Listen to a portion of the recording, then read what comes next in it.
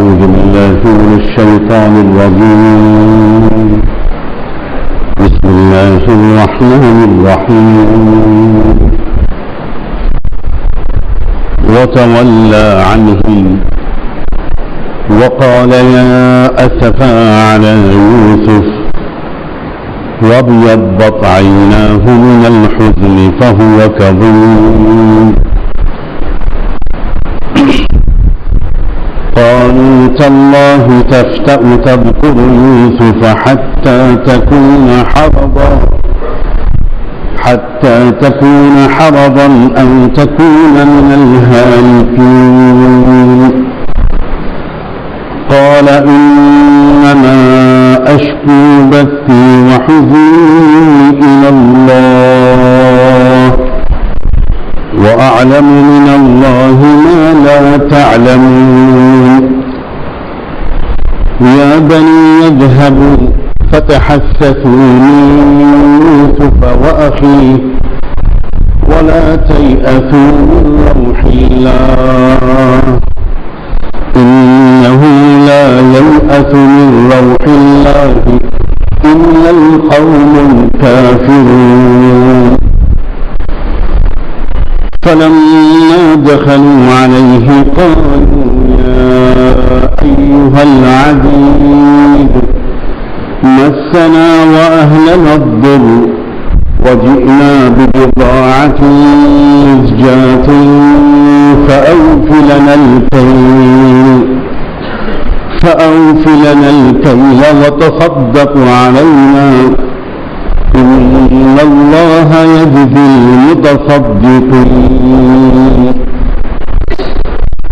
قال هل علمتم ما فعلتم بيوسف وأخيه إذ أنتم جاهلون. قالوا أئنك لأنت يوسف قال أنا يوسف وهذا أخي قد من الله علينا إنه من يتق ويصبر فإن الله لا يضيع أجر المحسنين. قالوا تالله لقد آثرك الله علينا وإن كنا لخاطئين. قال لا تثريب عليكم اليوم يغفر الله لكم وهو أرحم الراحمين. اذهبوا بقميصي هذا فألقوه على وجه أبي يأت بصيرا وأتوني بأهلكم أجمعين. ولما فصلت العير قال أبوهم إني لأجد ريح يوسف لولا أن تفندون. فلما أن جاء البشير ألقاه على وجهه فارتد بصيرا قال ألم أقل لكم إني أعلم من الله ما لا تعلمون. قالوا يا أبانا استغفر لنا ذنوبنا إنا كنا خاطئين. قال سوف أستغفر لكم ربي إنه هو الغفور الرحيم. فلما دخلوا على يوسف آوى إليه أبويه وقال ادخلوا مصر إن شاء الله آمنين. ورفع أبويه على العرش وخروا له سجدا وقال يا أبت هذا تأويل رؤياي من قبل قد جعلها ربي حقا وقد أحسن بي إذ أخرجني من السجن وجاء بكم من البدو من بعد أن نزغ الشيطان بيني وبين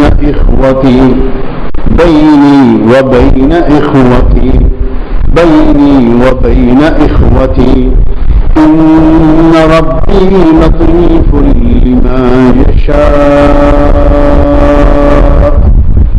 إنه هو العليم الحكيم رب قد آتيتني من الملك وعلمتني من تأويل الأحاديث فاطر السماوات والأرض أنت ولي في الدنيا والآخرة توفني مسلما والحقني بالصالحين.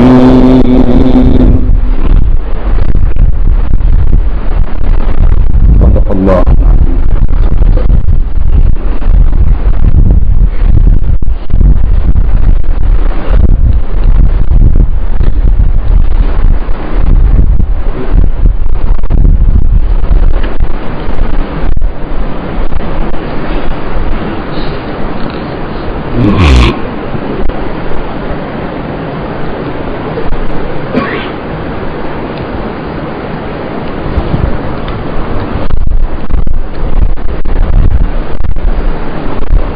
حضرت یوسف علیہ السلام کی یہ زندگی کے حالات اور واقعات سورہ یوسف میں بیان ہو رہے ہیں. ان کی تشریح کا سلسلے وار سورہ یوسف کی تشریح و تفسیر کے سلسلے میں جاری ہے. جہاں تک اس واقعے کا تذکرہ گزشتہ درس میں پہنچا تھا وہ مقام وہ تھا جہاں تذکرہ کیا ہے اللہ تبارک و تعالیٰ نے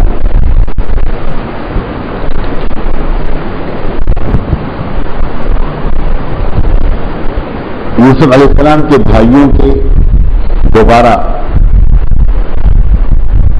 مصر میں آنے کا اور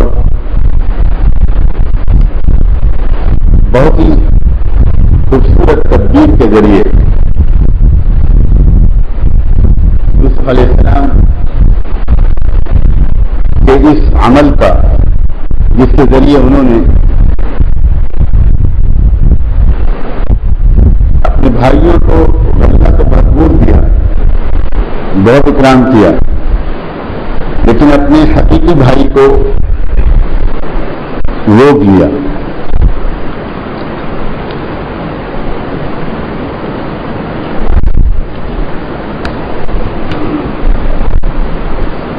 اب یہ قافلہ جب واپس پہنچا تو غلے کی خوشخبری کے ساتھ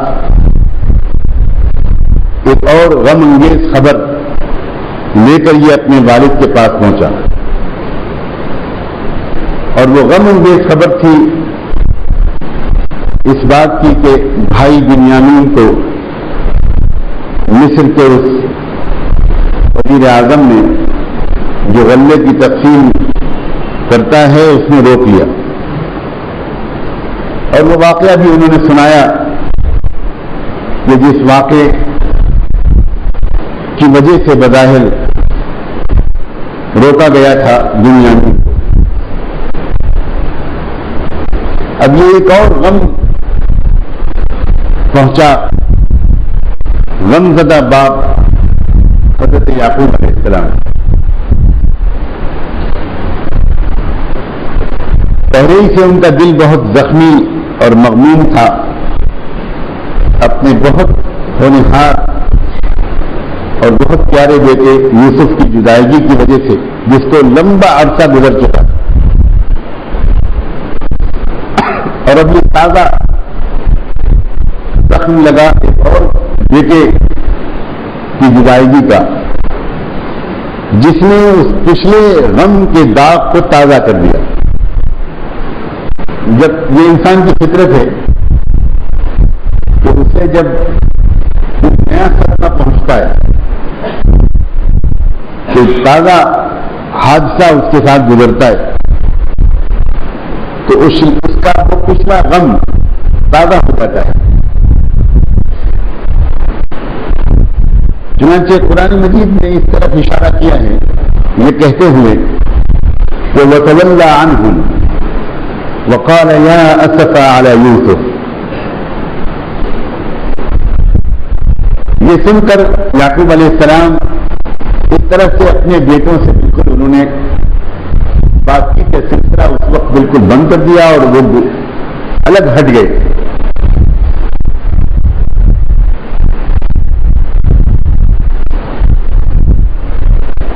جب انسان کو کوئی تکلیف دہ بات پہنچے تو عقل اور حسن ادب کا تقاضا ہے کہ اس تکلیف دہ بات کے پہنچنے کا سبب بننے والے لوگوں سے زیادہ دیر تک بات کے سلسلے کو دراز نہ کرے۔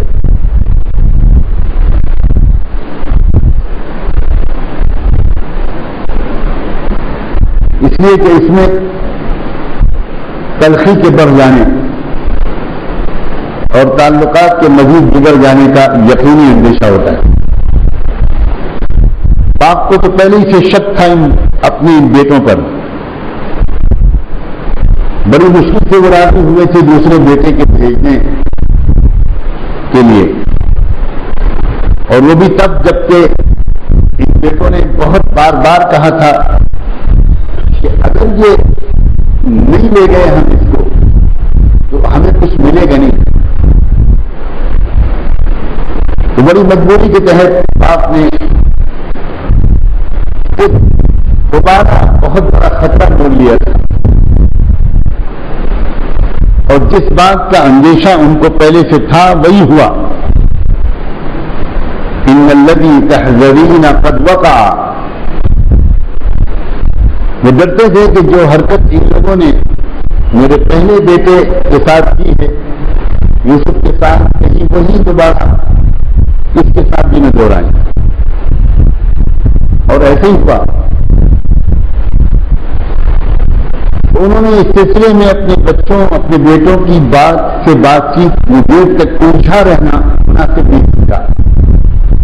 اہل اللہ بہت لطیف روح رکھتے ہیں، بہت حساس ذوق کے مالک ہوتے ہیں۔ ان کی سب سے بڑی جو دولت ہوتی ہے وہ ان کے قلب کی دل جمعی ہوتی ہے۔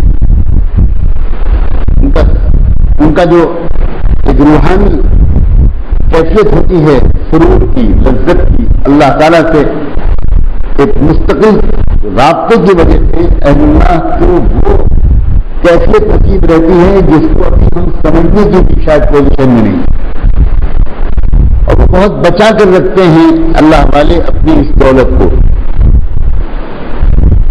یہ دولت وہ ہوتی ہے جو نہ دنیا میں کسی بادشاہ کے پاس ہوتی ہے نہ کسی ارب پتی کے پاس ہوتی ہے، اور اسی لیے وہ ایسی باتوں سے بہت بچتے ہیں جس سے قلب میں ضرورت ہے۔ چنانچہ قرآن نے اشارہ کیا کہ وَتَوَلَّى عَنْهُمْ، ایک دو جملے ان کی بات سن کر اور ایک دو جملے اپنی طرف سے کہہ کر، اور وہ بھی کیا کہا تھا انہوں نے؟ یہی تو کہا تھا کہ بل سولت لکم انفسکم امرا فصبر جمیل عسى الله ان ياتيني بهم جميعا انه هو العليم الحكيم۔ تصور کیجیے ایک باپ کا جس کا دوسرا بیٹا جدا کر دیا گیا ہو، جدا ہو نہ گیا ہو بلکہ کر دیا گیا ہو، اور اس کو یقین ہے تقریباً یہ حرکت انہی لوگوں کی ہے.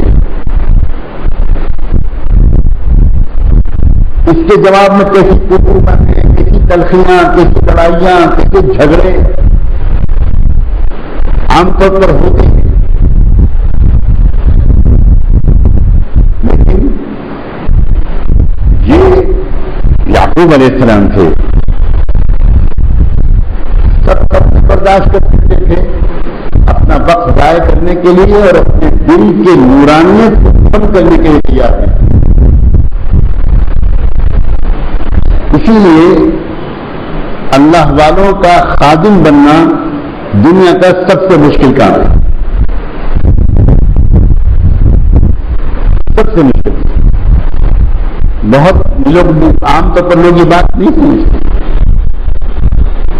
کہ بہت لطیف ذوق ہوتا ہے ان کا، روح ان کی دن بدن پاک ہوتی چلی جاتی اور اس پاک و شفاف روح کو تقدر پہنچانا یہ اپنے لیے موت کے پروانے پر دستخط کرنا ہوتا ہے، بہت نقصان پہنچتا ہے. اور وہ اللہ والے لمبی بات کر کے لوگوں کی کو نقصان پہنچانے سے بھی گریز کرنا چاہیے. بہت گہرائیاں ہیں، بہت اسرار ہیں، چنانچہ انہوں نے خاموشی اختیار کی، الگ ہو گئے. وہ تولا عنہ، قرآن میں تفصیل بیان کی کیا مطلب اس کا، یعنی وہ جو گھر میں بچوں کا بار بار ملاقات ہوتی ہوگی، کھانے کے ساتھ ہوتا ہوگا، اللہ جانے انہوں نے کیا فیصلہ کیا کہ وہ بالکل الگ تھلگ ہو گئے کہ سامنا ہی نہ پڑے ورنہ ان کو نقصان پہنچے گا. وہ واقعہ تو یاد ہوگا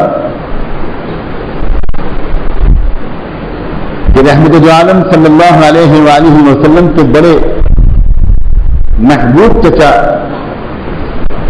اللہ کے شیر سیدنا حمزہ رضی اللہ تعالیٰ عنہ کو احد کے میدان میں جو شہید کیا تھا جس شخص نے، اس کا نام وحشی تھا.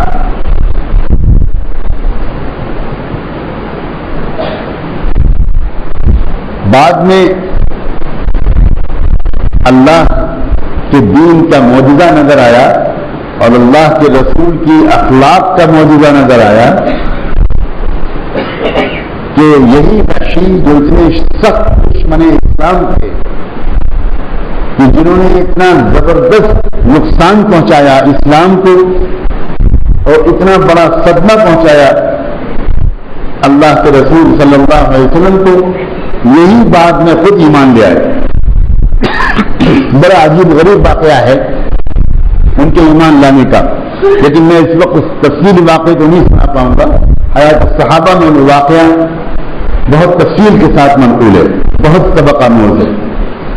دعوت کا مزاج سمجھ میں آتا ہے اس سے ایک واقعے سے سمجھ میں آتا ہے. ایمان تو لے آئے وہ، لیکن آپ اللہ کے رسول صلی اللہ علیہ وسلم کی اس بات پر غور کریں کہ حضور نے یہ فرمایا کہ تمہارا ایمان قبول ہے وحشی، لیکن ایک بات خیال رکھنا، پوری زندگی کبھی بھی میرے چہرے کے سامنے مت آنا. اور سلام ہو حضرت وحشی رضی اللہ عنہ پر کہ انہوں نے بھی اس طرح اللہ کے رسول کی اطاعت کی کہ سائے کی طرح لگے رہتے تھے، لیکن پیچھے پیچھے لگے رہتے تھے. حضور ادھر دیکھتے تھے، وہ ادھر منہ کر لیتے، پیچھے بیٹھتے، سامنے بیٹھتے بھی نہیں تھے، سامنے سوتے بھی نہیں تھے. ساری زندگی کبھی مسافہ نہیں کیا اللہ کے رسول سے، مسافہ نہیں کہ ہو پائے گا. حضور نے یہ بات کیوں فرمائی ان سے کہ وحشی سامنے مت آنا؟ بہت گہرا نقطہ ہے.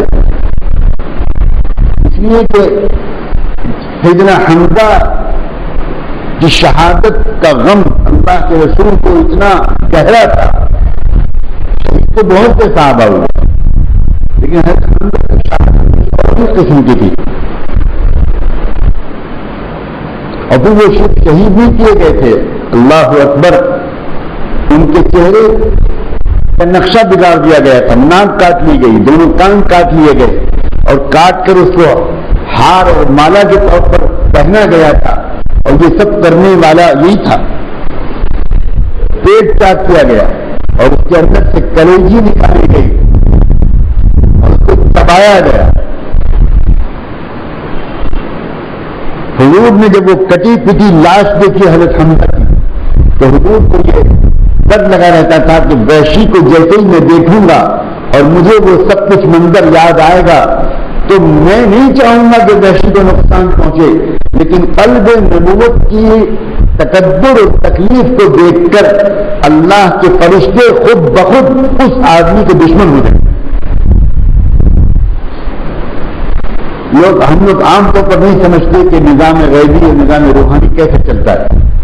اس انسان کے بس میں بھی نہیں ہوتا, اس کے اختیار میں نہیں ہوتا, وہ جان بوجھ کر اس کا نقصان نہیں چاہتا. لیکن یہ نظام غیبی ہے. بہت تفصیل کے ساتھ محقق علماء نے اس پر روشنی ڈالی ہے. حضرت شاہ ولی اللہ رحمۃ اللہ علیہ نے رحمۃ اللہ البالغہ نے ایک سے زیادہ مقام پر اس موضوع پر بڑا گہرا اور پورا اسرار بیان کیا ہے.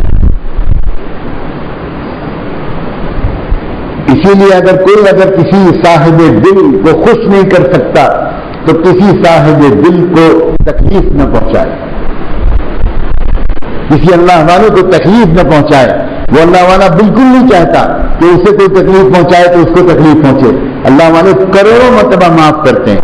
کوئی سوال ہی نہیں پیدا ہوتا کہ وہ خود کسی کے لیے بد دعا کریں اور کسی کا برا چاہیں, لیکن ان کے نہ چاہنے کے باوجود ہو سکتا ہے کہ وہ شخص جس نے تکلیف پہنچائی ہو اس کی ایمان بھی غارت ہو جائے اور زندگی میں وہ ایسی مصیبتوں میں پھنسے کہ وہ کبھی نکل ہی نہ. چنانچہ یعقوب علیہ السلام نے اپنے بچوں کو اس نقصان سے بچانے کے لیے یہی طے کیا کہ میں سامنے ہی نہ ہوں, کہ یہ میرے سامنے ہی نہ آئے. وتولى عنه وقال يا اسفا على يوسف. اب بس اب ان کو یوسف کی یاد نے پھر سے ستانا شروع کیا اور ان کے دل و زبان سے یہی نکلتا تھا کہ ہائے افسوس, ہائے غم یوسف پر. وابيضت عيناه من الحزن فهو كظيم. اور اپنے غم کو, اپنے غصے کو, اپنی تکلیف کو, اپنے قدرت کو, اپنے صدمے کو ضبط کرتے رہے, روتے رہے, آنکھوں سے آنسو بہتے رہے, یہاں تک کہ زیادہ رونے کی وجہ سے ان کی آنکھوں کی بینائی جاتی رہی, ان کی آنکھیں سفید ہو گئیں, دیدے کے اندر جو دیکھنے کی قوت ہے وہی جاتی رہی.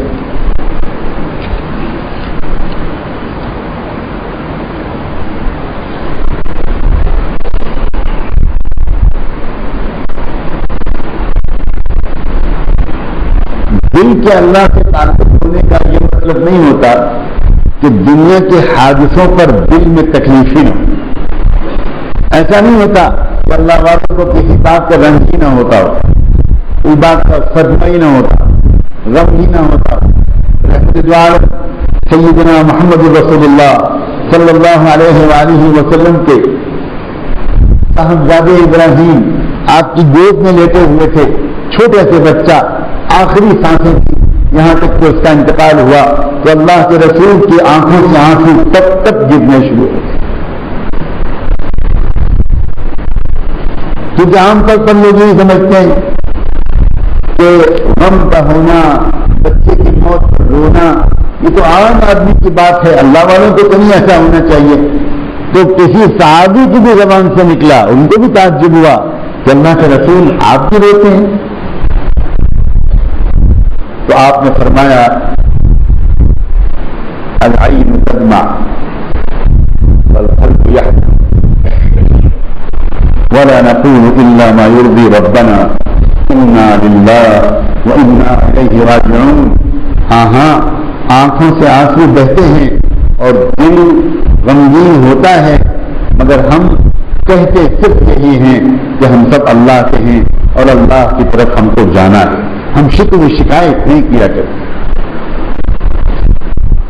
چنانچہ حضرت یعقوب علیہ السلام کے غم کی شدت میں اتنا ان کا غم آنکھوں کے راستے سے بہا، آنکھوں کی بینائی جاتی رہی۔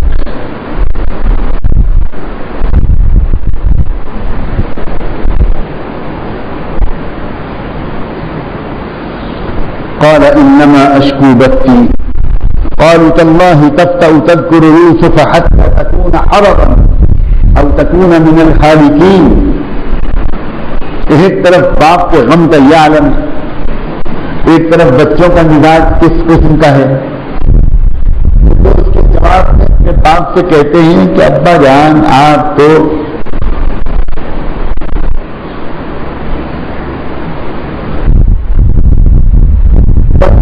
کو یاد کرتے کرتے ہلاک ہی کر لیں گے اپنے آپ ہلاک ہی ہو جائیں گے، اپنے آپ بیمار پڑ جائیں گے۔ کہاں آپ نے روک پار رکھا ہے یوسف یوسف، ارے بھولیے اس غم کو ختم کیجیے۔ جن کے دلوں میں کوئی انسانیت نہیں، اس بھائی کی جدائی کا کوئی غم نہیں، ان کا یہ جواب تھا، ان کا یہ طرز عمل تھا۔ قال انما اشکو بثی وحزنی الی اللہ۔ یعقوب علیہ السلام کہنے لگے میں تم سے تو کچھ نہیں کہتا، میں تو جو کچھ بھی اپنا غم ہے میں اپنے اللہ کے سامنے رکھ رہا ہوں، کونے میں بیٹھا ہوں، الگ تھلگ ہوں، اپنے اللہ سے لوگ لگائے ہوئے ہوں، میں تو تم سے کچھ بھی نہیں کہہ رہا۔ انما اشکو بثی وحزنی الی اللہ۔ اللہ اکبر، غور کیجیے، کیا اللہ تعالیٰ اس پر قادر نہیں تھے کہ اپنے اتنے چہیتے بندے یعقوب کا دل نہ دکھے؟ کوئی اللہ مجبور تھے، کسی اور نے تقدیر لکھی تھی، کوئی اور حاکم تھا اور اللہ کچھ کر نہیں سکتے تھے؟ بات یہ نہیں ہے، اس بات کو سمجھو، جس کو جتنے اونچے مقام تک پہنچنا ہوتا ہے اس کے دل کو اتنا ہی توڑا جاتا ہے۔ یہی اللہ کا دستور ہے۔ آج تک کوئی اللہ کے قریب نہیں ہوا بغیر دل کے پارا پارا ہوئے، آج تک نہ ہوا ہے نہ کوئی ہوگا۔ بچا بچا کے نہ رکھی سے تیرا آئینہ ہے وہ آئینہ، بچا بچا کے نہ رکھی سے تیرا آئینہ ہے وہ آئینہ، شکستہ ہو تو عزیز تر ہے نگاہ آئینہ ساز۔ جتنا دل کا آئینہ ٹوٹتا ہے، جتنی اس کی کرچیں بکھرتی ہیں، اتنا ہی زیادہ بندہ اللہ کے قریب جاتا ہے۔ اگر وہ اس صدمے کے نتیجے میں اپنے دل کی وہ کیفیت بنائے جو اللہ چاہتے ہیں، نہ کسی مخلوق سے شکایت، نہ بدلہ لینے کا جذبہ، نہ کسی کے خلاف کوئی اینٹ کا جواب پتھر سے دینے کا مزاج، معافی اور صرف معافی، معافی اور صرف معافی۔ لوگ ستائے جائیں، لوگ الزامات لگائے جائیں، لوگ بدنام کیے جائیں، لوگ صدمے کے صدمے پہنچائے جائیں، لوگ زد پہ زد پہنچائے جائیں، اور یہ بندہ اللہ سے اپنے گناہوں کی معافی مانگتا چلا جائے، اپنے ہی یا آپ کو قصور دیتا چلا جائے، کسی سے ناراض نہ ہو، کسی برے سے برے دشمن کا بھی برا دن دیکھنا نہ چاہے، وہ ہر ایک کے خیر خواہ بنتا چلا جائے، یہ اللہ کے ہاں ولایت کے لیے لازمی کورس نہیں سکتا کوئی اللہ تعالیٰ کے قرب کے مقام تک۔ تو یہ چاہے مجھے کوئی صدمہ نہ پہنچے، مجھے عزت ہی عزت ملتی رہے، سب لوگ مجھ سے مدافع ہی کرتے رہے، سب لوگ میرے بارے میں خوش گمان ہی رہے، مجھے کوئی نہ جسمانی نہ ذہنی نہ روحانی کسی طرح کی اذیت ہی نہ پہنچے، یہ ناممکن ہے۔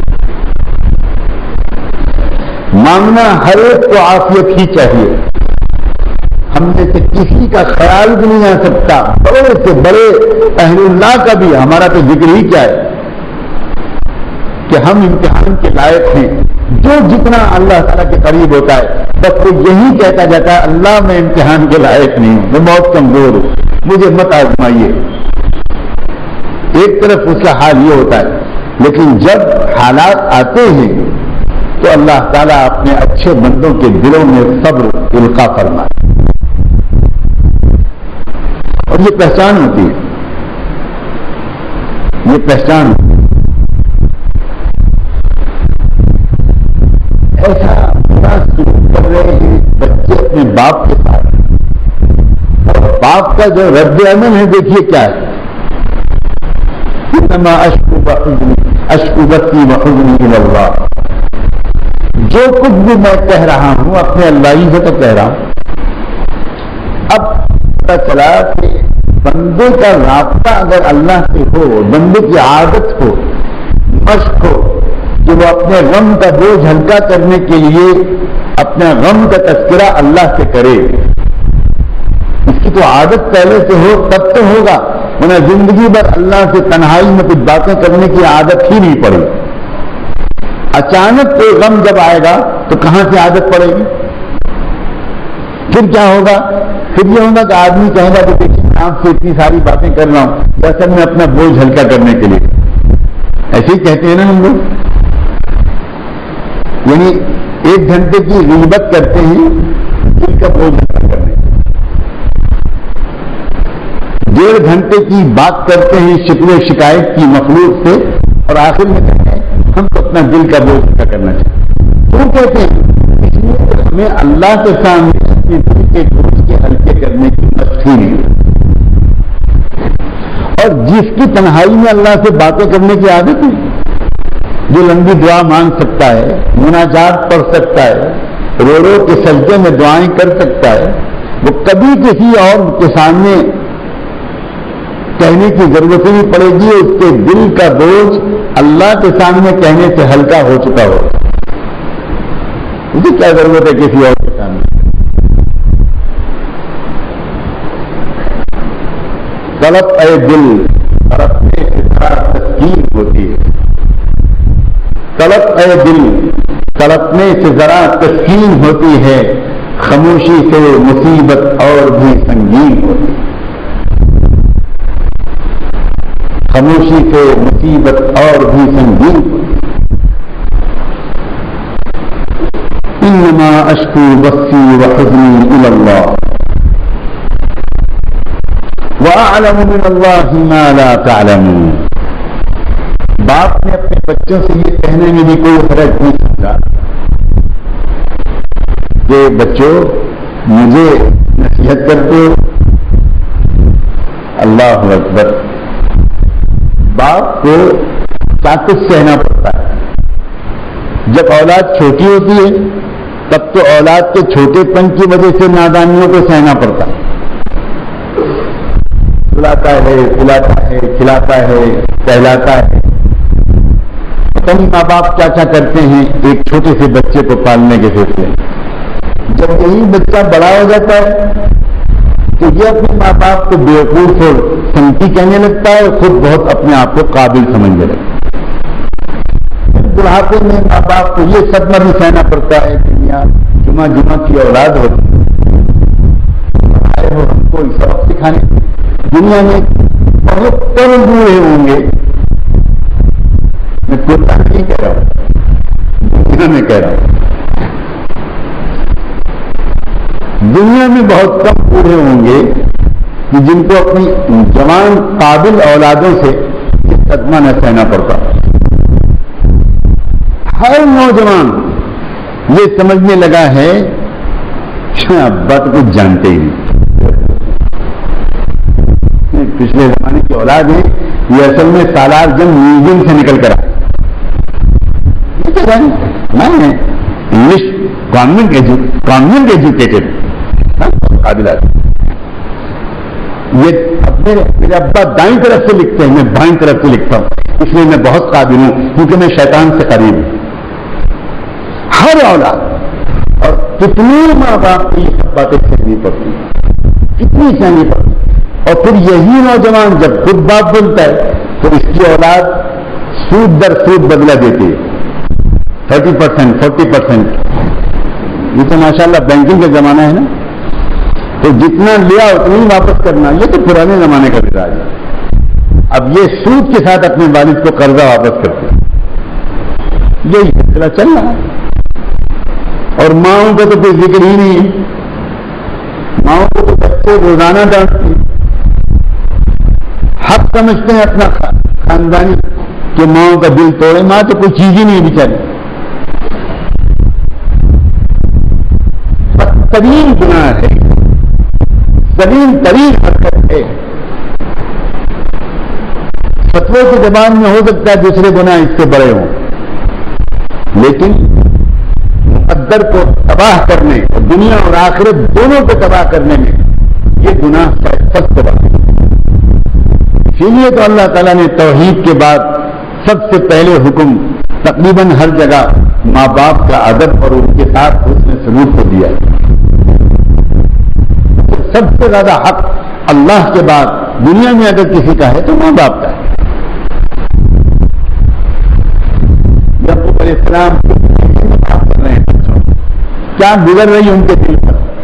انما اشکو بثی وحزنی الی اللہ واعلم من اللہ ما لا تعلمون. بچوں ابھی تم سمجھتے ہو، میں اللہ کی پوری سمجھ کی بدولت زیادہ جانتا ہوں.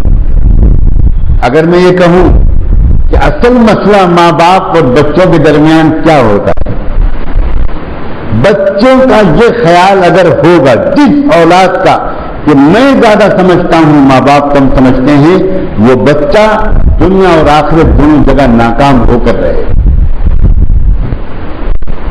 ہر اولاد کو یہ جاننا چاہیے کہ نہیں، اگر اولاد بن گئی چیف جسٹس اور آپ ہے بہار کا ایک مزدور، تب بھی اس چیف جسٹس کو جاننا چاہیے کہ میرے باپ دادا سمجھ. وہ اولاد جو یہ ہمیشہ سمجھتی رہے کہ نہیں میں سچی بات یہ بہت کم سمجھتا ہوں، میرے بڑے زیادہ سمجھتے ہیں، یہ اولاد اس کا نصیب کا ستارہ ساتویں آسمان میں چمکے گا. اس کو عزت ملے گی، محبوبیت ملے گی. جس انسان کو آپ دیکھیں کہ دنیا میں اس کو عزت مل رہی ہے اور اس کی خدمت کرنے کے لیے لوگ چاروں طرف سے ٹوٹے پڑ رہے ہیں، کوئی جوتے اٹھا رہا ہے، کوئی کرتا دے رہا ہے کہ پہن لیجیے، کوئی چشمہ اٹھا کے دے رہا ہے، سمجھ لیجیے کہ اس نے اپنے ماں باپ کی خدمت کی تھی. ماں باپ کی خدمت کا انعام دنیا میں نقد مل کر رہتا ہے اور ماں باپ کے ساتھ بدسلوکی کی سزا دنیا میں مل کر رہی ہے. لیکن آج کے ماحول نے، آج کے فیشن نے اور جدید تعلیم نے اولاد کو باغی بنا دیا، باغی، بے ادب اور گستاخ بنا دیا.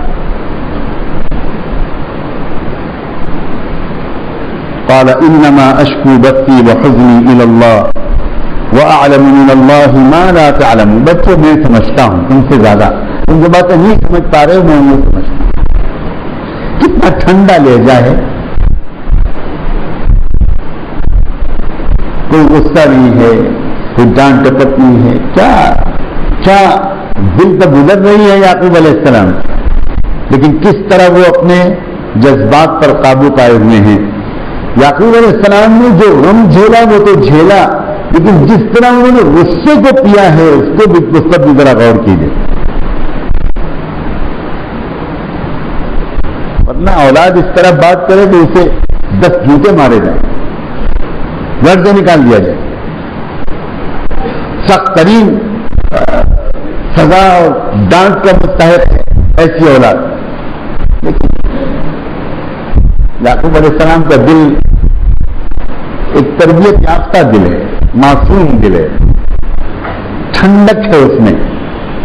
جو اللہ کے بندہ کثرت سے ذکر کرتا ہے، کم بولتا ہے، اس کے دل میں ایک ٹھنڈک ہوتی ہے، ایک جمال، ایک سکینت ہوتی ہے. اور وہ ٹھنڈک ایسے موقع پر کام آتی ہے جب کوئی شیطانی حرکت کے نتیجے میں غصے کی بات کرتا ہے، اشتعال کی بات کرتا ہے. اشتعال کا لفظ لکھا ہے شعلے سے، شعلے کے مزاج میں ہے حرارت، دل میں گرمی پیدا ہوتی ہے. تو یعقوب علیہ السلام کا دل اللہ سے اس تعلق کی وجہ سے اس کے اندر ٹھنڈک غالب تھی، اس لیے وہ بڑے ٹھنڈے لیتے ہیں.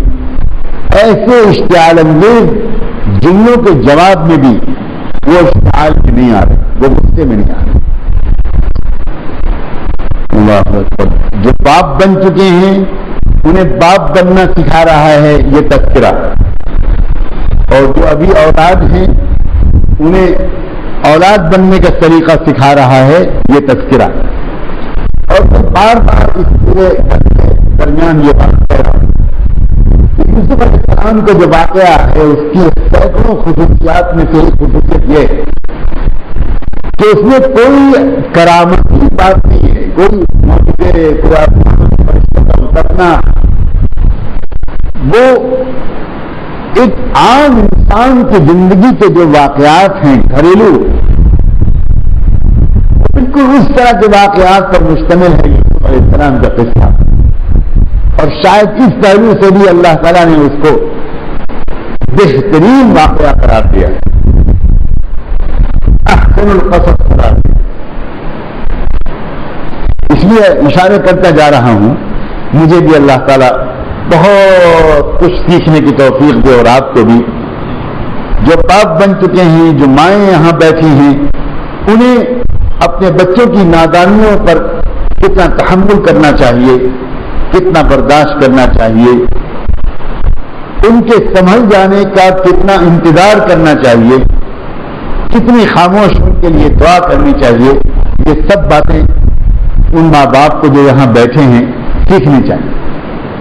اور جو اولادیں بیٹھی ان اولادوں کو بھی جاننا چاہیے کہ ہمیں اپنے ماں باپ کو ہمیشہ اپنے سے بہت زیادہ سمجھدار ماننا چاہیے, اور ہمیں ان کی ہر بات کو بہت اہمیت دینی چاہیے. ایک ایک جملے سے اندازہ ہوتا ہے کہ ہم ماں باپ کی بات کو کتنی اہمیت دے رہے ہیں, اور آپ کے چہرے کے رد عمل سے اندازہ ہوتا ہے. ایک آدمی عالم بن جاتا ہے, باپ عالم نہیں ہوتا. اب یہ آدمی اپنے باپ کو جاہل سمجھتا ہے. ایک آدمی آئی ایس آفیسر بن جاتا ہے, ڈاکٹر بن جاتا ہے, انجینئر بن جاتا ہے, باپ بیچارہ یہ سب نہیں ہوتا. اب یہ آدمی اپنے آپ کو زیادہ قابل سمجھتا ہے. اور یہ انسان یہ اگر اپنے اس ان پڑھ باپ کو بھی اپنے سے کم قابل اور اپنے آپ کو اس سے بھی زیادہ قابل سمجھنے لگا تو اللہ کی طرف سے اس کی محرومی کا فیصلہ ہو کر رہے گا, ہو کر رہے گا. وَاخْفِضْ لَهُمَا جَنَاحَ الذُّلِّ مِنَ الرَّحْمَةِ, آخری درجے کا لفظ بول دیا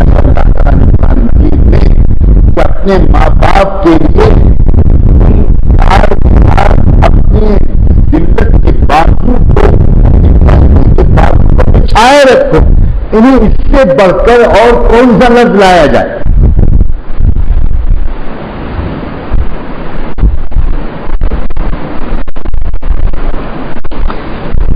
بنی يذهبوا فتحسسوا من يوسف واخيه ولا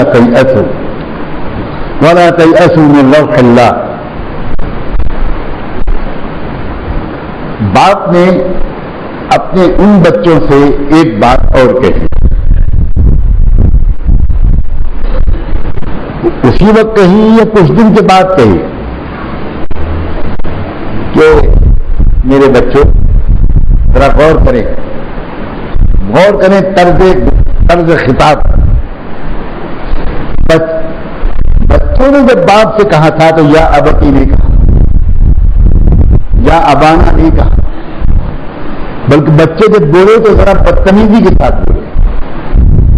اللہ تذکر یوسف حتی تکون حرضا او تکون من الہالکین. آپ کو زندگی بھر یوسف کے ذات مر جاؤ کی طرح سچیاں گئے ہو, ہر وقت یوسف یوسف یوسف. بچوں کا انداز گفتگو انتہائی جاہلانہ, انتہائی گستاخانہ. اور باپ بچوں سے کس طرح بات کر رہا ہے؟ یا بنی, میرے بچوں, اذهبوا فتحسسوا من يوسف واخيه. اگر وہ یا بنی نہ کہتے, صرف اذهبوا کہتے, جاؤ اور یوسف کو تلاش کرو, تو لہجہ دوسرا تھا. لیکن بچوں کی بدتمیزیوں کے باوجود سلام ہو اس باپ کی بردباری پر, اس کی قوت برداشت پر, اور بچوں پر اس کی شفقت پر, کہ وہ یہ کہتا ہے وہ اپنا انداز نہیں بدل رہا, وہ پیار بھرا انداز وہی جاری رکھے ہوئے ہیں. یا بنی, میرے بچوں, میرے بیٹو, تم ایک کام کرو, میرے کہنے پر پھر سے جاؤ مصر, اور جا کر یا کہیں جاؤ جا کر یوسف کو تلاش کرو، یوسف کے بھائی کو تلاش کرو. یوسف و اخی، جاؤ تم یوسف کو تلاش کرو، یوسف کے بھائی کو تلاش کرو. کیا مطلب؟ بھائی تو مصر میں چھوڑ کر آئے ہیں اور مصر کے وزیر اعظم کے پاس چھوڑ کر آئے ہیں، اور ان بیچاروں کو تو کہیں سے یہ اندازہ نہیں ہے کہ وہ وزیر اعظم کون ہے، وہی یوسف ہے. اور ایسا لگتا ہے کہ یعقوب علیہ السلام اب بالکل سمجھ گئے ہیں کہ بھائی کو، میرے بیٹے بنیامین کو جو روکا ہے جس وزیر اعظم نے، وہ اور کوئی نہیں، وہ میرا جگر کا ٹکڑا یوسف ہی ہے. بالکل لگتا ہے سمجھ گئے. باپ ایسے ہی سمجھا کرتا ہے. عام باپ بھی بہت کچھ سمجھ لیا کرتا ہے. اپنے بڑھاپے اور اپنے خطرے سے اولاد کی احمقانہ باتوں پر ہاں ہاں کر دیا کرتا ہے. عام باپ بھی سمجھ جایا کرتا ہے. تو وہ تو یعقوب علیہ السلام اللہ کے نبی، ان کو تو اشارہ مل رہا ہوگا، ان کی روحانیت اس محسوس کر رہی ہوگی. ورنہ کیا تک ہے کہ انہوں نے، اگر وہ بنیامین کو تلاش کرنے کے لیے مصر میں بھیجتے تو بات سمجھ میں آتی. لیکن وہ کہہ رہے ہیں کہ یوسف کو بھی تلاش کرو، بھائی کو بھی تلاش کرو. کیا مطلب ہوا اس کا؟ کیا اس کا یہ مطلب بالکل صاف نہیں ہے کہ یعقوب علیہ السلام کچھ سمجھ نہیں رہے، کھل کر کہنا نہیں چاہ رہے؟ اگر وہ کھل کر کہہ دیتے کہ تم عقل کے اندھو، تم سمجھ نہیں پائے ہو. وہ جو وزیر اعظم ہے نا، میرا دل کہتا ہے وہی یوسف ہے، تو یہ تو دوبارہ، یہ تو کبھی جاتے ہی نہ بھوکے مر جاتے. اس لیے کہ ان کو تو ڈر لگتا، چور کی باڑی میں تنکا نہیں، ڈاکوؤں کی باڑی میں جھاڑو پوری. ان کو تو یہ لگتا کہ اب باندھ گئے تو ہم سب پوری بھی لٹکا دے جائیں. اس لیے شاید انہوں نے یہ بات نہیں کھولی، اور یہ پھر ایک مرتبہ پورے باپ نے کہا یا سبق سکھا دیا. اتنی ہی کہا کرو جتنی بات مفید ہو، سب کچھ اندر سے نکال دینا. 2 مہینے کے بعد عورت کا حال ہوتا ہے. مرد کا حال ایسا نہیں ہونا چاہیے. مرد کو بردبار ہونا چاہیے. کس بات کو کس وقت کہنا ہے، کس وقت کتنی بات کہنی ہے. جو انسان اس کی مشق نہیں رکھتا وہ اپنے گھر کو بھی نہیں چلا سکتا. یعقوب علیہ السلام دعوت کا واقعہ نہیں بیان ہو رہا ہے، یہاں جہاد کا واقعہ بھی نہیں بیان ہو رہا ہے، قوموں کے ساتھ معاملہ کرنے کا حال بھی نہیں بیان ہو رہا ہے. یہ فیملی کا معاملہ بیان ہو رہا ہے. دو بیٹے غائب ہیں، ان کو تلاش کروانے کا مسئلہ گھر کا معاملہ ہے. یہ گھریلو معاملہ ہے جو کسی عام آدمی کے ساتھ بھی پیش آ سکتا ہے. اس میں بھی یعقوب علیہ السلام ناپ تول کر بات کر رہے ہیں. جو کچھ بھی آ رہا ہے ذہن میں وہ سب کہہ دینا، یہ سمجھداری کی بات نہیں. آپ اشارہ کرتی ہے یہ آیت کہ یعقوب علیہ السلام محسوس کر رہے ہیں کہ یوسف وہیں کہیں ملے گا جہاں بنیامین ہے. لیکن ان سے یہ بات پوری نہیں کہہ رہے. ان سے کیا کہہ رہے ہیں؟ ان کو امید دلا رہے اور کہہ رہے ہیں وَلَا تَيْأَسُوا مِن رَوْحِ اللَّهِ، اور میرے بچوں اللہ کی رحمت سے کبھی مایوس مت ہوا کرو. إِنَّهُ لَا يَيْأَسُ مِن رَوْحِ اللَّهِ إِلَّا الْقَوْمُ الْكَافِرُونَ. تم تو نبی زادے ہو، اللہ کی رحمت سے مایوس تو کافر ہوا کرتے ہیں، تم کہاں؟ آپ بتائیں جن وہ بچے ایسی نامناسب حرکتیں کر رہے ہیں اور گفتگو کر رہے ہیں، باپ ان سے بھی مایوس نہیں ہے، اور ان سے بھی جو بات کر رہا ہے ان کے دل میں امید کا چراغ روشن کر رہا ہے اور ان کی ایمانی ذوق کو ابھارنے کی کوشش کر رہا ہے. ذرا انداز کلام دیکھیے، ادب، گفتگو کا ادب دیکھیے. اب اگر وہ مایوسی کی بات کرتے ہیں تو کیا وہ اپنا نام کافروں کی فہرست میں لکھوانا پسند کریں؟ ایسی بات کہہ دی جس کے جواب میں مایوسی کی وہی بات کہنا اب ان کے بس میں نہیں رہا، دروازے ہی بند کر دیا۔ یہ اس وقت کس طرح جذبات کو ابارا جائے، اس وقت کس طرح کوئی بات کہی جائے، ان سے ایسی دکھتی رت پر ہاتھ رکھ دیا۔ وہ جیسے بھی کچھ تھے تو ایمان والے، نبی کی اولاد، ایک جلن پیدا ہو گئی تھی یوسف کی وجہ سے، یوسف سے وہ اچھوں کے اندر پیدا ہو جاتی ہے۔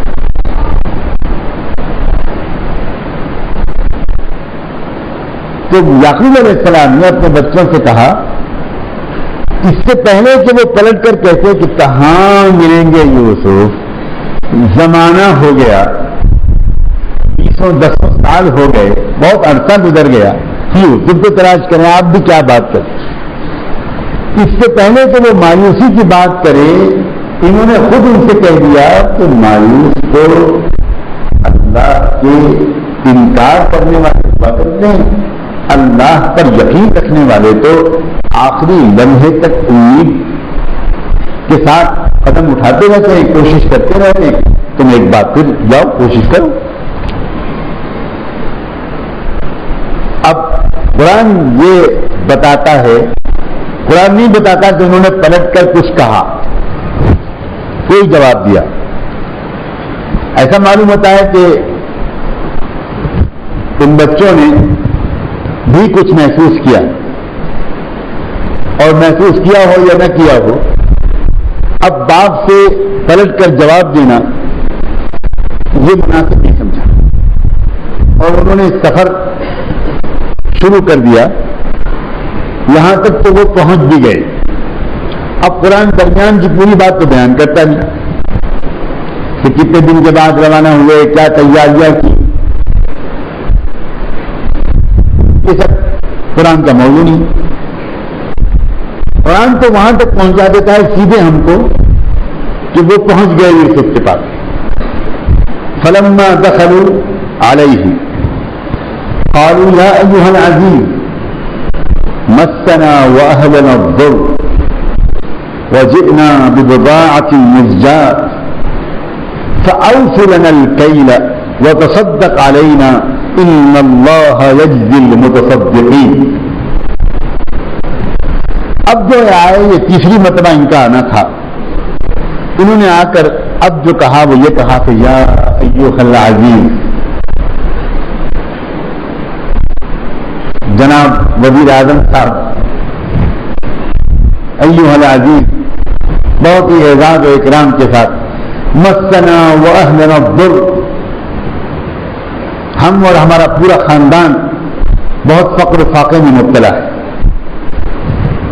بہت تنگی کا عالم ہے، غلہ ختم ہو چکا، بہت پریشانی ہے۔ وجئنا ببضاعة مزجاة، اور ہمارے پاس نئے سرے سے آپ کے سسٹم سے غلہ خریدنے کے لیے پوری قیمت بھی، ہم جو کچھ بھی قیمت لا سکے ہیں ٹوٹی پھوٹی، معمولی سے چند سکے وہ لے آئے ہیں۔ آپ کو تو یہ درخواست ہے کہ اس کے بدلے ہم کو آپ پورا غلہ دے دیجیے، قیمت نہ دیکھیے گا، وہ تو کم ہی ہے، اور صرف پورا ہی غلہ مت دیجیے۔ اب تو ہم آپ سے کہتے ہیں کہ قیمت کے علاوہ آپ اپنی طرف سے کچھ ہم کو صدقہ بھی دے دیجیے، ہم آپ سے خیرات مانگنے آئے ہیں، صدقہ مانگنے آئے ہیں۔ ان اللہ یجزی المتصدقین، اور ایک جملہ بھی کہہ دیا، اور اللہ تو صدقہ خیرات کرنے والوں کو بہت انعام دیتا ہے۔ وہ پہلوؤں پر غور کریں، اگر ہم کسی کا برا چاہیں گے اور کسی سے حسد کریں گے اور اس کو ناجائز تکلیفیں پہنچائیں گے تو اس کو تو اللہ عزت دیتے چلے جائیں گے، لیکن ہمارے ہاتھ میں بھیک کا پیالہ تھما دیں گے۔ کھلا ہوا نمونہ ہے اللہ کے اس سسٹم کا، کھلا ہوا نمونہ۔ کسی کا برا چاہنے والا ذلیل ہو کر رہتا ہے، جس کو بدنام کیا جاتا ہے، جس کو ستایا جاتا ہے، جس کو تکلیف پہنچائی جاتی ہے، اس کے تو درجے بلند ہوتے ہیں، تو مقام بڑھتا ہے، دنیا اور آخرت دونوں جگہ وہ چمکتا چلا جاتا ہے، اس کی سیئات کی مغفرت کا یہ بہترین ذریعہ ہوتا ہے، وہ پاک صاف ہوتا چلا جاتا ہے۔ اور لیکن جو اس کے پیچھے پڑا ہوا ہوتا ہے وہ اپنی پورے کنب قبیلے کے ساتھ اس کا پورا خاندان مسنا و اہلنا الضر اس حالت میں آ جاتا ہے۔ معمولی جملہ نہیں ہے یہ جو نبی زادوں کی زبان سے نکل رہا ہے۔ ہم سب کے سب حرکت تو ان لڑکوں نے کی تھی نا، ان کی بیویوں کا کیا قصور تھا؟ وہ قصور تھا ان کی بیویوں کا، ان کے اولادوں کا کوئی قصور تھا؟ لیکن اہل کا لفظ کس پر صادق آتا ہے؟ سب سے پہلے کس پر آتا ہے؟ بیویوں پر اور بچوں پر۔ تو جو انسان کسی کو ستاتا ہے، کسی پر ظلم کرتا ہے، اکیلا نہیں پکڑا جاتا، وہ اپنے پورے کنبے قبیلے کو لے کر ڈوبتا ہے، سب پریشانی میں آتے ہیں، سب تنگی میں آتے ہیں، اور یہ پہلا نتیجہ ہوتا ہے، یہ پہلی سزا ہوتی ہے۔ مسنا واہلنا الضر، کیا اس حالت میں پہنچا دیا اللہ کے تقدیر میں ان کو۔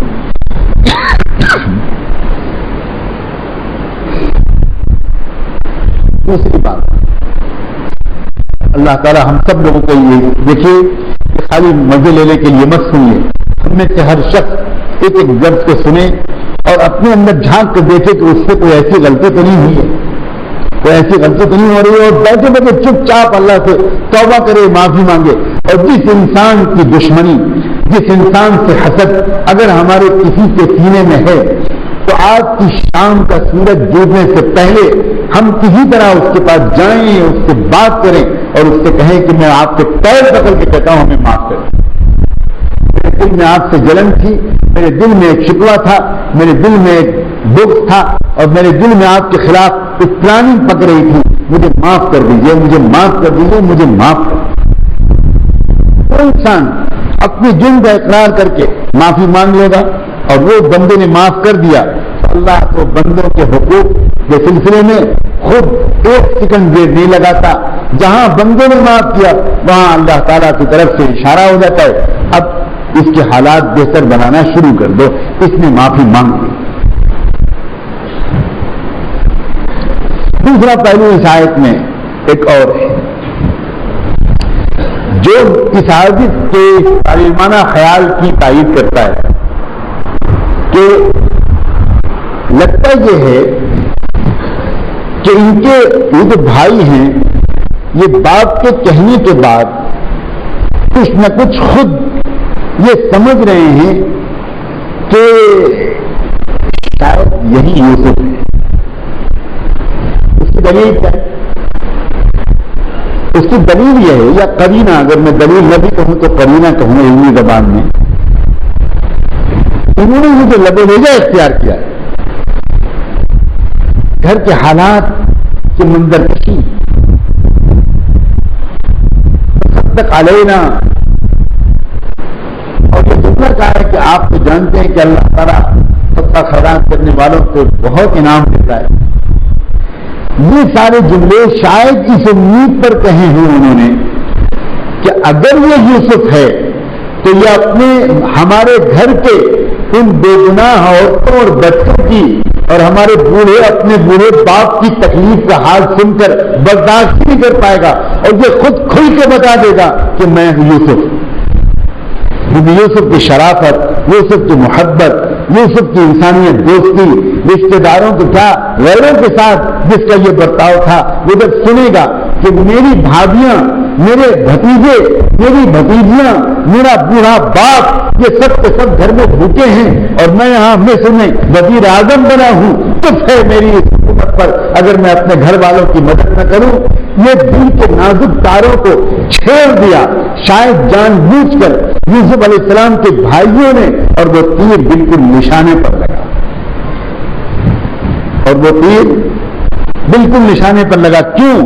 اس لیے کہ جیسے ہی یوسف علیہ السلام کے سامنے ان کے بھائیوں نے اپنے گھر کا یہ نقشہ کھینچا اور یہ کہا کہ مسنا واہلنا الضر، ہم بالکل تباہ ہو چکے ہیں، ہمارے گھر والے بھوک سے مر رہے ہیں، بہت برا حال ہے، اور ہم آپ کے پاس اس بار پوری قیمت لے کر بھی نہیں آ پائے ہیں سرکار، ہم تو بہت چند سکے لے کر آئے، کچھ گھر میں بچا نہیں تھا، جو کچھ تھا وہ جھاڑو لگا کے لے کے چلے آئے ہیں، اور اس کو مت دیکھیے گا، آپ ہم کو تو پورا غلہ دے دیجئے اور مزید دے دیجئے، آپ بڑے کریم ہیں، صدقہ خیرات دے دیجئے، وتصدق علینا ان اللہ یجزی المتصدقین۔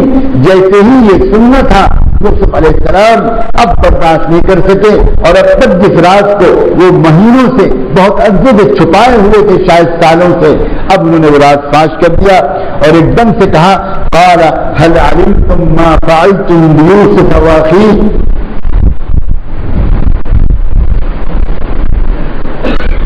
ایک بات بتاؤ، یوسف کے ساتھ اور اس کے بھائی کے ساتھ جو تم نے حرکتیں کی تھی یاد ہے تم کو؟ ابھی یوسف علیہ السلام نے کھل کر یہ نہیں کہا کہ میں یوسف ہوں،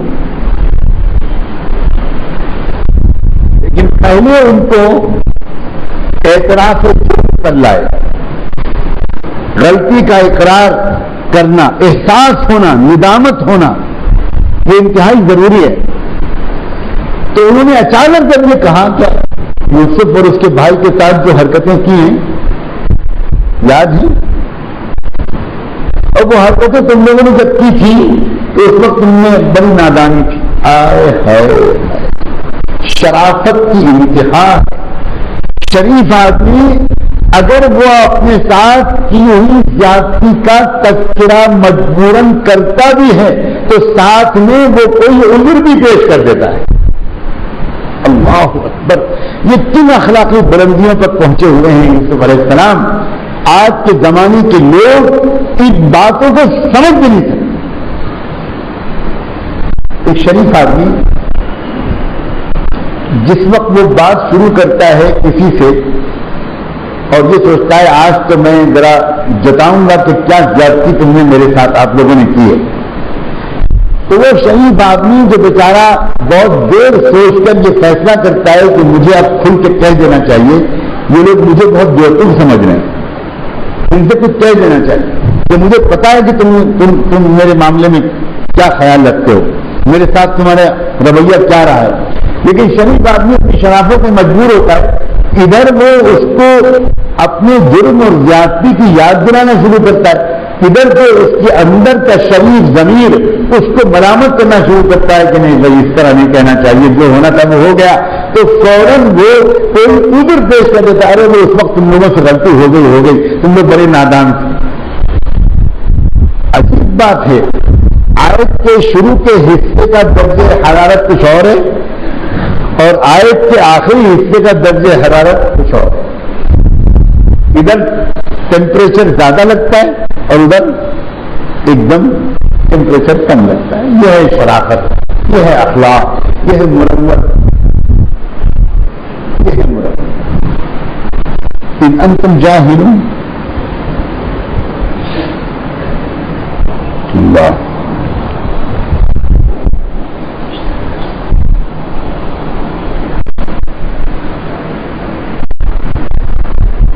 آپ کے اسی شہر میں مدفون ہیں حضرت مخدوم مہائمی رحمۃ اللہ۔ میرا دل ٹکڑے ٹکڑے ہوتا ہے یہ دیکھ کر کہ اس شہر کے 99% آبادی یا شاید 100% آبادی حضرت مخدوم مہائمی رحمۃ اللہ علیہ کے مقام سے بالکل واقف ہے۔ بہت صدمے کی بات، ہندوستان کی سرزمین میں پوری تاریخ میں قرآن مجید کے جو چند بہت بڑے علماء پیدا ہوئے اور تفسیر قرآن کے جو امام پیدا ہوئے ان میں حضرت مخدوم مہائمی نور اللہ کا مقام امام الائمہ کا۔ بعض پہلوؤں سے تو پورے عالم اسلام میں ان سے بڑھ کر قرآن کی تفسیر کا کوئی عالم پیدا نہیں ہوا، خصوصاً بعد کی صدیوں میں۔ افسوس افسوس در افسوس کہ ایسے عظیم بزرگوں کا بھی تعارف امت میں کس طرح کیا گیا ہے اور کیا شہرت ہو گئی ہے، کیا انداز ہو گیا ہے اور لوگ کیا معاملہ کرتے ہیں. بالکل جس طرح ہمارا دل دکھتا ہے ہندوستان کے سماج کو دیکھ کر کہ بڑے اچھے اچھے لوگ یہاں پیدا ہوئے. ہندوستان میں پیغمبر بھی آئے ہوں گے، بڑے بڑے دانشور بھی آئے، بڑے بڑے مصلح بھی آئے، عارفین کاملین بھی یہاں کے سماج میں پیدا ہوئے، لیکن یہاں کے سماج نے ان سب کو دیوتا اور خدا بنا ڈالا. اس کی وجہ سے وہ تمام لوگ جو علمی ذوق رکھتے ہیں وہ بیچارے واقف ہی نہیں اس بات سے کہ ہندوستانی سماج میں کیسے بڑے بڑے مصلحین اور کیسے بڑے بڑے پیغمبر اور اولیاء اللہ پیدا ہوئے. ہم بالکل واقف نہیں ہیں، اس لیے تو انہوں نے ان سب کو دیوتا بنا دیا. حالانکہ وہ ان میں سے اکثر جن کی واقعی شخصیتیں گزری ہیں وہ عظیم اولیاء اللہ تھے یا انبیاء علیہ السلام. ہندوستان کی سرزمین میں ہزاروں انبیاء علیہ السلام کے مبعوث ہونے کی تاریخ ملتی ہے. ہمارے بعض محقق علماء نے تحقیق کر کے اس بات کو ثابت کیا ہے کہ ہندوستان کی سرزمین میں سب سے زیادہ انبیاء علیہ السلام سرزمین گجرات میں مدفون ہیں. ایودھیا جو مشرقی یو پی کا مشہور شہر ہے، ایودھیا میں مستند ترین تاریخوں کے حوالے سے آج تک یہ بات بالکل ثابت ہے کہ متعدد انبیاء علیہ السلام ایودھیا کی سرزمین میں مدفون ہیں. پنجاب میں سرہند میں علاقے سرہند میں بہت بڑی تعداد انبیاء علیہ السلام کی ہے، لیکن ہندوستان کا مزاج رہا. اسی طرح ہمارے بہت سے عظیم علماء ربانیین اولیاء اللہ جنہوں نے علم کا روحانیت کا بڑا ذخیرہ چھوڑا، ان کو آج لوگ اس حیثیت سے جانتے ہی ہیں، کسی اور حیثیت سے جانتے ہیں. شخصیتوں کو مست کر دیا ہماری جہالت نے، اور اس کی وجہ سے ایک اور نقصان ہوا کہ جو صحیح عقیدے کے لوگ تھے وہ بالکل ان بزرگوں سے فیضیاب ہونے سے انہوں نے تقریباً اپنے کو محروم کر جانتے ہی. حضرت مخدوم شاہ مہائمی رحمۃ اللہ علیہ نے اس آیت کی تفسیر میں ایک بڑا دلچسپ نقطہ لکھا ہے. یہی جو میں نے ابھی بیان کیا کہ انتم جاہلون، یوسف علیہ السلام نے جب ان سے کہا تھا کہ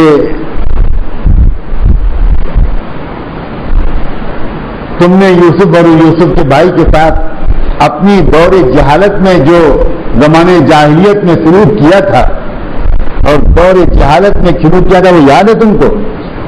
تو اس کی تفسیر میں حضرت مہائمی رحمۃ اللہ علیہ نے لکھا ہے قیل من تلطفه بهم قوله اذ انتم جاهلون كالاعتذار عنهم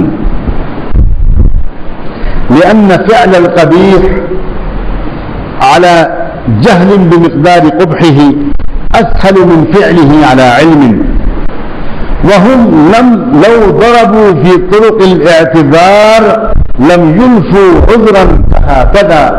يلقوا عذرا كهكذا.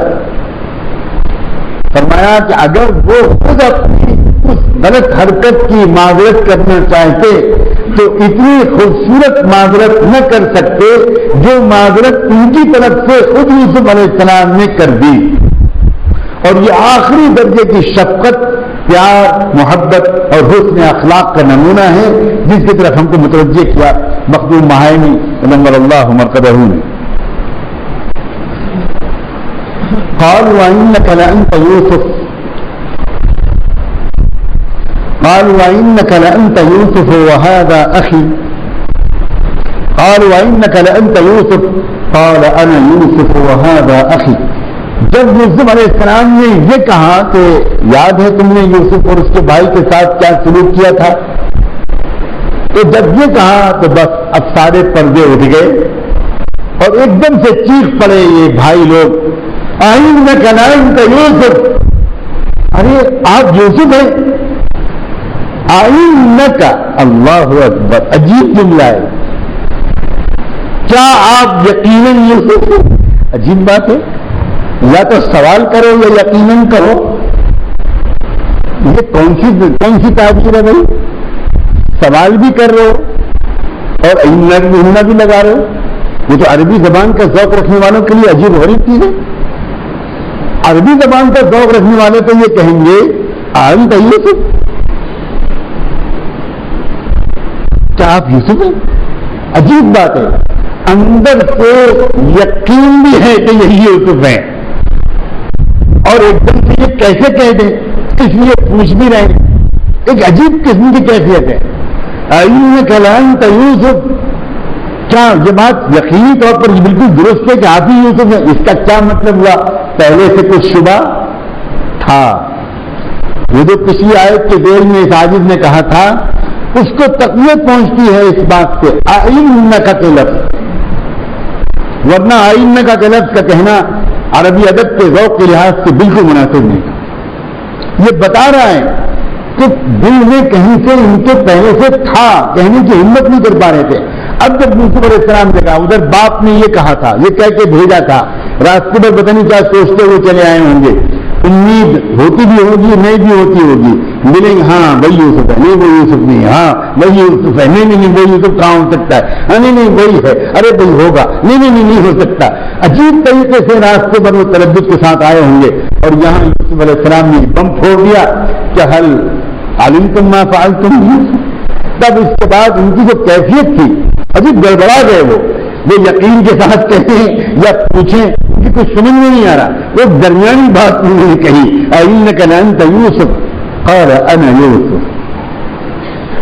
ہاں میں یوسف ہوں. یوسف علیہ السلام انہوں نے نہیں کہا ہاں یقیناً میں یوسف، نہیں کہا.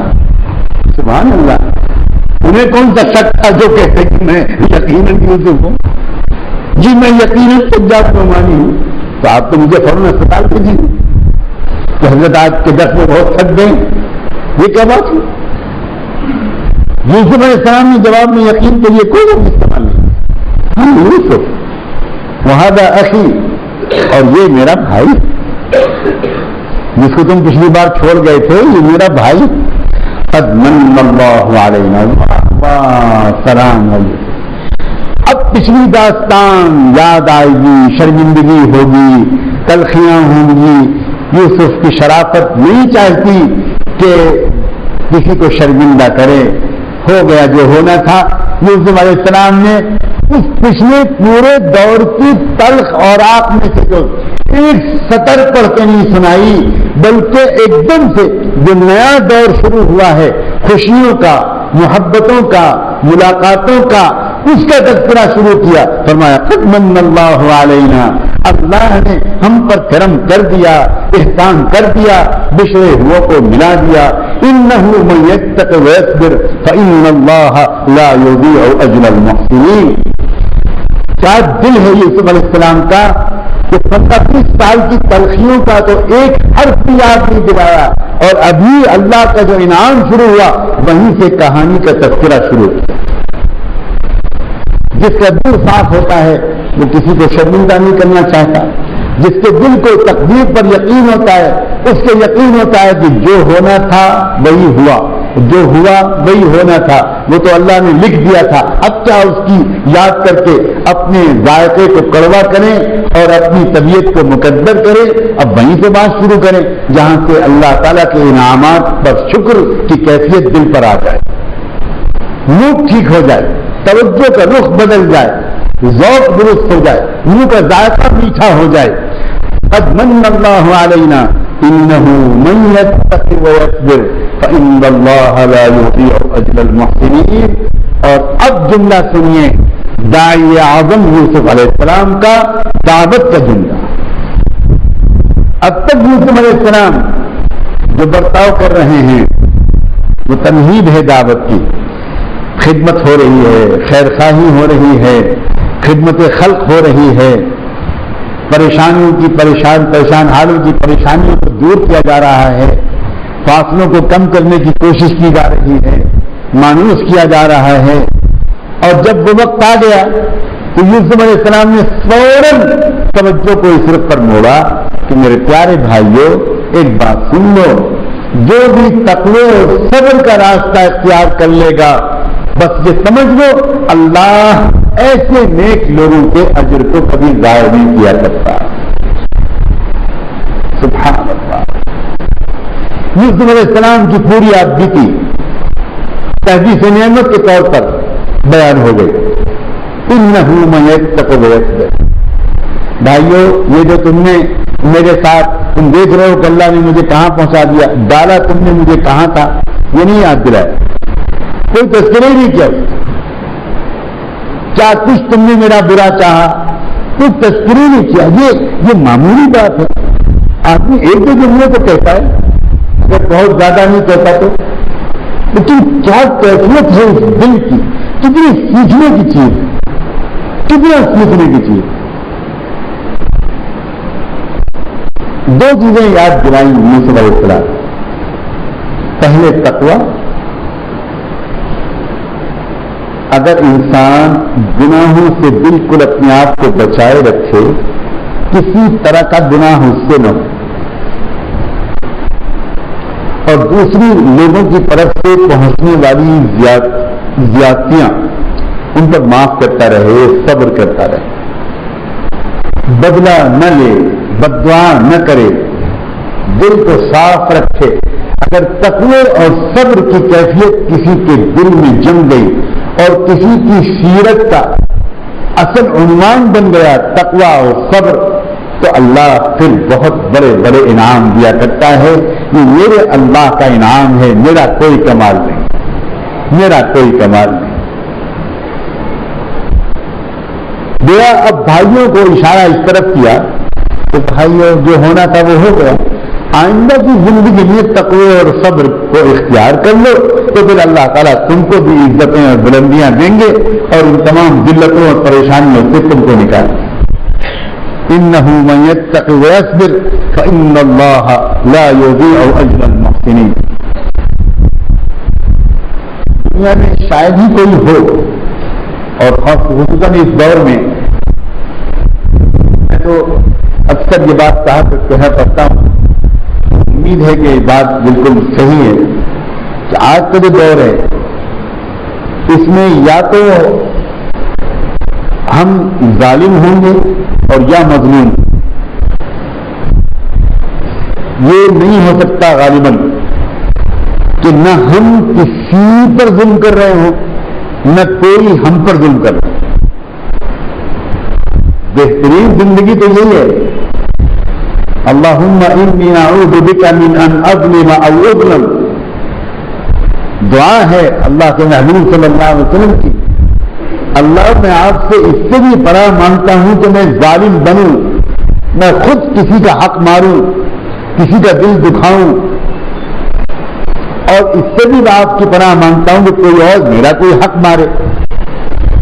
ظالم بننے سے بھی میں آپ کی حفاظت چاہتا ہوں, اور مظلوم بننے سے بھی میں آپ کی حفاظت چاہتا ہوں. لیکن یہ وہ دور ہے جس میں اس عاجز کو برسہا برس کے غور و فکر کے بعد یہ محسوس ہوتا ہے کہ اس دور میں یہ ممکن نہیں ہے. یہ دجال کے خروج کے قرب کا دور ہے اور ظلم کے بہت بڑھ جانے کا دور ہے. تو دنیا کے اکثر انسان ظالم بن رہے ہیں اور کچھ انسان مظلوم بن رہے ہیں, اور کچھ وہ بھی ہوتے ہیں جو ظالم بھی ہوتے ہیں اور مظلوم بھی ہوتے ہیں, وہ خود کسی اور پر ظلم کر رہے ہیں اور کوئی اور ان کے اوپر ظلم کر رہا ہے, ایسے بھی ہوتے ہیں. اللہ کرے کہ یہ سمجھ آئے کہ اگر کوئی ہمارے ساتھ زیادتی کرے تو ہم بالکل صبر کریں, بدلہ لیں, بدلہ ہرگز نہ لیں, روزانہ معاف کرتے رہیں, اللہ سے اس کے لیے دعا کرتے رہیں, دل کے اندر اثر بھی نہ آنے دیں, بالکل کوئی شکر و شکایت نہیں, اپنا حق لینے کے لیے کوئی لڑائی جھگڑا نہیں, کوئی بحث مباحثہ نہیں, نقصان برداشت کر لیں, پیچھے ہٹ جائیں, بہت کچھ کھو دیں جو اس کے لیے تیار ہوگا اور تقویٰ اس کی زندگی میں ہوگا. رب کعبہ کی قسم اس کو اپنے مقام کے مطابق اسی طرح کا تجربہ ہوگا جس طرح کا تجربہ یوسف علیہ السلام کو اپنے بلند مقام کے حساب سے بالکل ہو کر رہے. مناسب نہیں معلوم ہوتا کہ کوئی انسان اپنے تجربات بتائے، وہ مناسب بالکل بہت سے پہلوؤں سے مناسب نہیں معلوم. ورنہ دل تو بہت چاہتا ہے ایسے موقع پر کہ میں چند اپنوں کے سامنے اپنی زندگی کے کچھ تجربات کھول کے بتاؤں. کیا ملا ہے دنیا میں اب تک.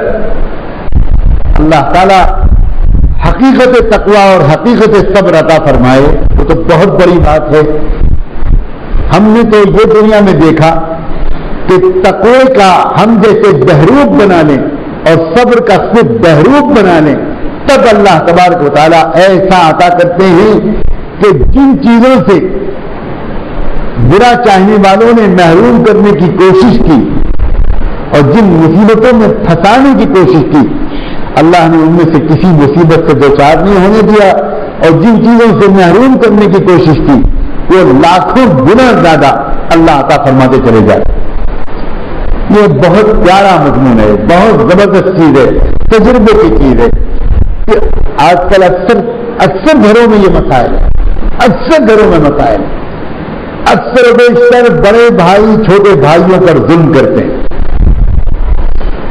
کاروبار کے مسئلے میں، مکان کے بٹوارے کے مسئلے میں، جائیداد کے بٹوارے کے مسئلے میں، ترکے کے بٹوارے کے سلسلے میں، پتہ نہیں کس کس مسئلے میں اکثر و بیشتر گھروں میں جھگڑے جاتی ہوتی ہے.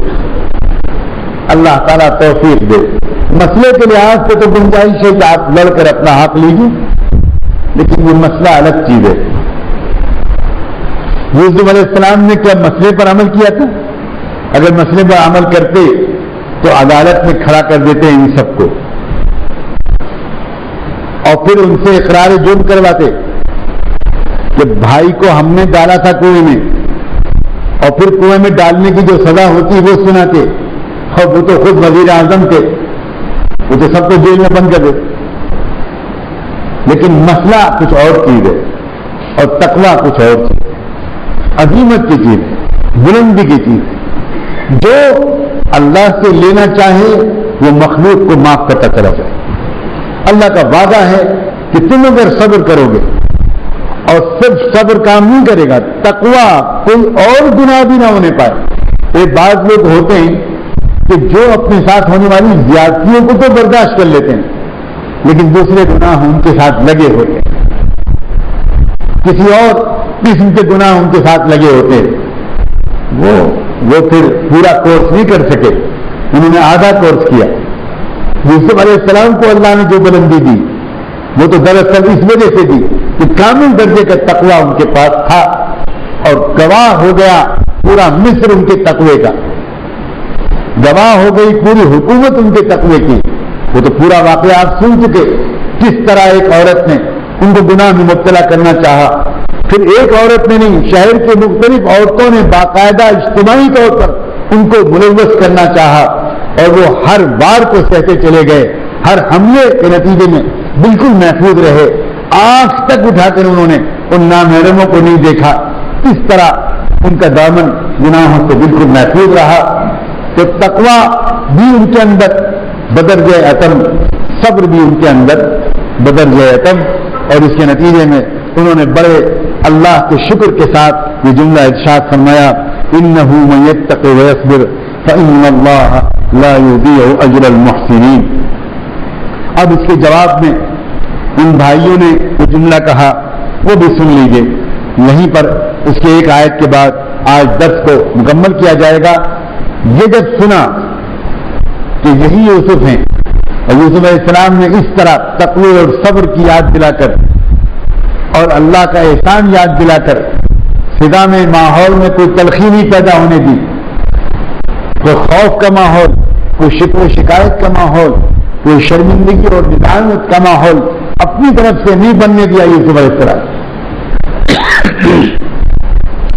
اس کے جواب میں ان کے بھائیوں نے کہا، تاللہ لقد آثرک اللہ علینا. اللہ اکبر. اللہ کی قسم کھا کے ہم کہتے ہیں جب ہم مان گئے اللہ نے آپ کو چن لیا ہمارے درمیان سے, آپ کا انتخاب ہو گیا, آپ منتخب بندے بن گئے. یوسف آپ کو تو اللہ نے چن لیا, ہم نہیں سمجھ سکے. وَإِن كُنَّا لَخَاطِئِينَ, ہم اقرار جرم کرتے ہیں, ہم مجرم ہیں, ہم خطا کار ہیں, ہم سے غلطی ہوئی تھی اور ہم نہیں سمجھ سکے کہ اللہ نے آپ کو چن لیا. آج ہماری آنکھوں پر سے پردہ اٹھ گیا, ہم نے دیکھ لیا کہ اللہ نے آپ کو دراصل چن لیا ہے اور ہم اصل میں کسی بات کو برداشت نہیں کر پا رہے تھے. اسی وجہ سے ہم جلن میں مبتلا ہو گئے, حسد میں مبتلا ہو گئے, اس لیے کہ ہم آپ کا مقام کچھ اور ہی دیکھتے تھے. باپ کی نگاہ میں, گھر والوں کی نگاہ میں کچھ اور ہی آپ کی اٹھان تھی اور وہ اٹھان ہم برداشت نہیں کر سکے. ہم حسد میں مبتلا ہو گئے اور ہم نے آپ کے ساتھ بہت بڑی زیادتی کر دی. آج بھرے دربار میں اپنے جرم کا اقرار کر رہے ہیں.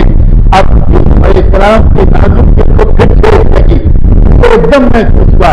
یاد کیجیے اس بات کو, یوسف علیہ السلام اس سے بھی پہلے ایک اور عدالت لگی تھی, وہاں ایک اور مرتبہ گورنر کی بیوی نے, زلیخا نے اقرار جرم کیا تھا, شہر کی بیگمات نے اقرار جرم کیا تھا. وہاں بھی یوسف علیہ السلام کی شرافت نے اس بات کو پسند نہیں کیا کہ میری وجہ سے یہ عورتیں شرمندہ ہوں. انہوں نے وہاں پر بھی عجیب و غریب قسم کے جملے کہے تھے.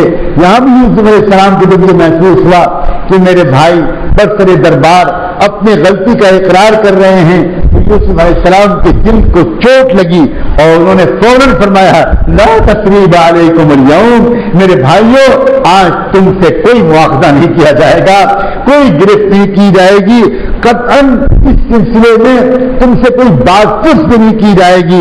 یغفر اللہ لکم, اللہ تم کو معاف کر دے. وہو ارحم الراحمین, اور وہ بہت مہربان ہے, بہت مہربان ہے. ساری دنیا کے سارے رحم کرنے والوں میں سب سے زیادہ وہ رحم کرنے والا ہے. بس یہ تو موضوع بند کر دو, اب آؤ نئی زندگی شروع کرو. لا تثریب علیکم اليوم یغفر اللہ لنا ولکم, یغفر اللہ لکم وہو ارحم الراحمین. اللہ تمہیں معاف کر دے, اللہ تمہیں معاف کر دے. آج اس سلسلے میں تم سے کوئی بات کچھ نہیں ہونی, جو ہونا تھا وہ ہو گیا. کتنا آسان ہے میرے لیے بیان کر دینا اور کتنا آسان ہے آپ کے لیے سن دینا. جس کی پوری جوانی کو برباد کر دیا ہو جن لوگوں نے, جس کی وجہ سے کوئی بے گناہ شخص کتنی سخت تکلیفوں میں مبتلا ہوا ہو. کیا قصور کیا تھا یوسف علیہ السلام کہ ان کو کنویں میں ڈال دیا گیا, غلام کی طرح بکنا پڑا, خریدے گئے, باندھے گئے, لائے گئے, کیا کیا صورتیں تھیں. اور پھر اس کے بعد نہ وہ مصر میں آتے نہ جیل کا منہ دیکھنا پڑتا. یہ سب تو انہی لوگوں کی وجہ سے ہوا. پوری زندگی کا خاصا حصہ اس کرب و تکلیف میں گزر گیا. آسان کام ہے اس پورے رویے کو یہ کہہ کے بلا دینا کہ لا تثریب علیکم اليوم یغفر اللہ لنا ولکم. اللہ اس پاکیزہ صاف و شفاف نرم سوز و گداز اور محبت و خیر خواہی سے بھرے ہوئے دل کی نورانیت کا کوئی ذرہ اللہ نے عطا فرمایا. ہمارے گھروں میں بھی جھگڑے ہوتے ہیں, خاندانوں میں جھگڑے ہوتے ہیں, ذرا سی بات بہت طول پڑ جاتی ہے, طول پکڑ لیتی ہے. سیکھنے کا موقع ہے, سیکھنے کا موقع ہے. اگر ہم چاہتے ہیں اللہ ہمیں معاف کرے تو ہمیں اللہ کے بندوں کو معاف کرنا چاہیے. ہم جتنا اللہ کے بندوں کو معاف کریں گے اتنا ہی اللہ ہمیں معاف کرے گا. زیادتیاں ہوں گی, لوگ بات میں دھوکہ دے گا, کاروبار میں لوگ دھوکہ دیں گے, ہم بھی اس پر احسان کریں گے, بھائی پیٹ پر سے چھرا پھونکے یہ ہوگا. لیکن وہ گولڈن چانس ہوتا ہے جس کے ساتھ یہ زیادتی ہو, اس کے لیے ایک موقع ہے اللہ کی طرف سے ترقی کے فیصلے کروانے کا. اگر تم معاف کر دو گے, اگر تم نے لڑ کر اپنا حق لیا تو زیادہ سے زیادہ اتنا ہی لے سکو گے جتنا تمہارا حق چھینا گیا. اور وہ بھی دنیا میں مظلوم بہت کم لے پاتے ہیں, بدتر صلح کرنی پڑتی ہے. لیکن اگر تم نے یہ کہا میں لڑائی نہیں کروں گا، رشتے داروں کے ساتھ تعلقات خراب نہیں کروں گا، پیچھے ہٹتا ہوں، یہ سب دیتا ہوں، سب کچھ کھونے پر تیار ہوں، میں اللہ سے لوں گا، اللہ مجھے دیں گے، تو قسم کھائی جا سکتی ہے کہ پھر تم دیکھنا جتنا تمہارے پاس تھا اس سے سینکڑوں گنا زیادہ اللہ دنیا میں دے کر دکھائیں گے، اور جتنی ذلت کے ساتھ تم کو وہ ملتا اس کے مقابلے میں یہ تم کو عزت کے ساتھ ملے گا۔ روزی اگر راحت کے ساتھ ملے اور عزت کے ساتھ ملے تو اس کی قیمت بڑھ جاتی ہے، اور روزی اگر بہت زیادہ تھکنے کے بعد ملے اور ذلت کے بعد ملے تو اس کی قیمت گھٹ جاتی ہے، چاہے پہلے والی روزی کے نوٹ کم ہو اور دوسرے والی روزی کے نوٹ زیادہ۔ عزت کو ملنا اور راحت کو ملنا یہ کچھ اور ہی نعمت ہے۔ اللہ تبارک و تعالیٰ ان باتوں کو سمجھنے کی توفیق دے۔ یہ ہے قرآن کے درس کا مقصد۔ قرآن کے درس کا مقصد مضامین قرآن کو سننا نہیں ہے، داد دینا نہیں ہے۔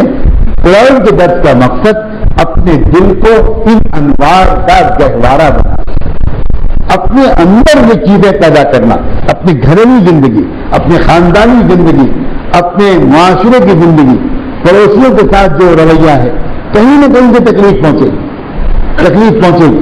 جس کو اللہ بلندیوں پر لے جانا چاہتا ہے خاص طور پر اس کو تو ایسا ستایا جاتا ہے کہ دنیا تصور نہیں کرتی۔ ایسے الزام لگتے ہیں کہ کسی عام آدمی پر بھی وہ الزام نہیں لگتے۔ کیا آپ سوچ سکتے ہیں کہ رحمت عالم صلی اللہ علیہ وسلم پر چوری کا الزام لگایا گیا؟ آپ کو یقین آئے گا؟ وہ اللہ کا بندہ، وہ امام الانبیاء جن کے پیٹ پر زندگی کے 70 حصوں میں پتھر بنتے تھے، جن کے گھر میں 2 مہینے چولہے نہیں جلتے، جن کے لیے اللہ نے کیا کیا گواہیاں دی، جو اپنے بدن کی چادر اتار کر سائل کو دے دیا کرتے تھے، ان پر بھی الزام لگا ہے کہ انہوں نے مال غنیمت میں سے ایک چادر چرائی۔ مجھے تو کہتے ہوئے ڈر لگتا ہے، یہ تو کفر کا جملہ، نقل کفر نباشا، اور اللہ کو قرآن میں جواب دینا پڑا۔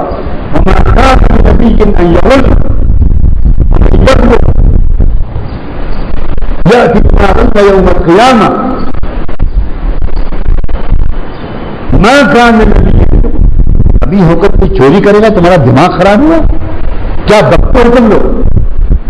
لیکن اللہ ام المؤمنین سیدہ عائشہ جن کی پاک دامی میں اللہ تعالیٰ نے قرآن کی آیات نازل فرمائی، جن کے نکاح کا رشتہ اللہ کے رسول کے پاس لے کر جبریل امین آئے، عجیب غریب لڑکی تھی وہ، جبریل امین اللہ کے طرف سے رشتہ لے کر آئے اور تصویر دکھائی، حضور اکرم صلی اللہ علیہ وسلم تصویر لے کر آئے اور تصویر دکھائی اور کہا اللہ نے آپ کے لیے محمد اللہ کا نبی ابو بکر کی بیٹی عائشہ کو زوجہ کے طور پر فرمایا ہے، آپ پیغام بھیج کے نکاح کیجیے۔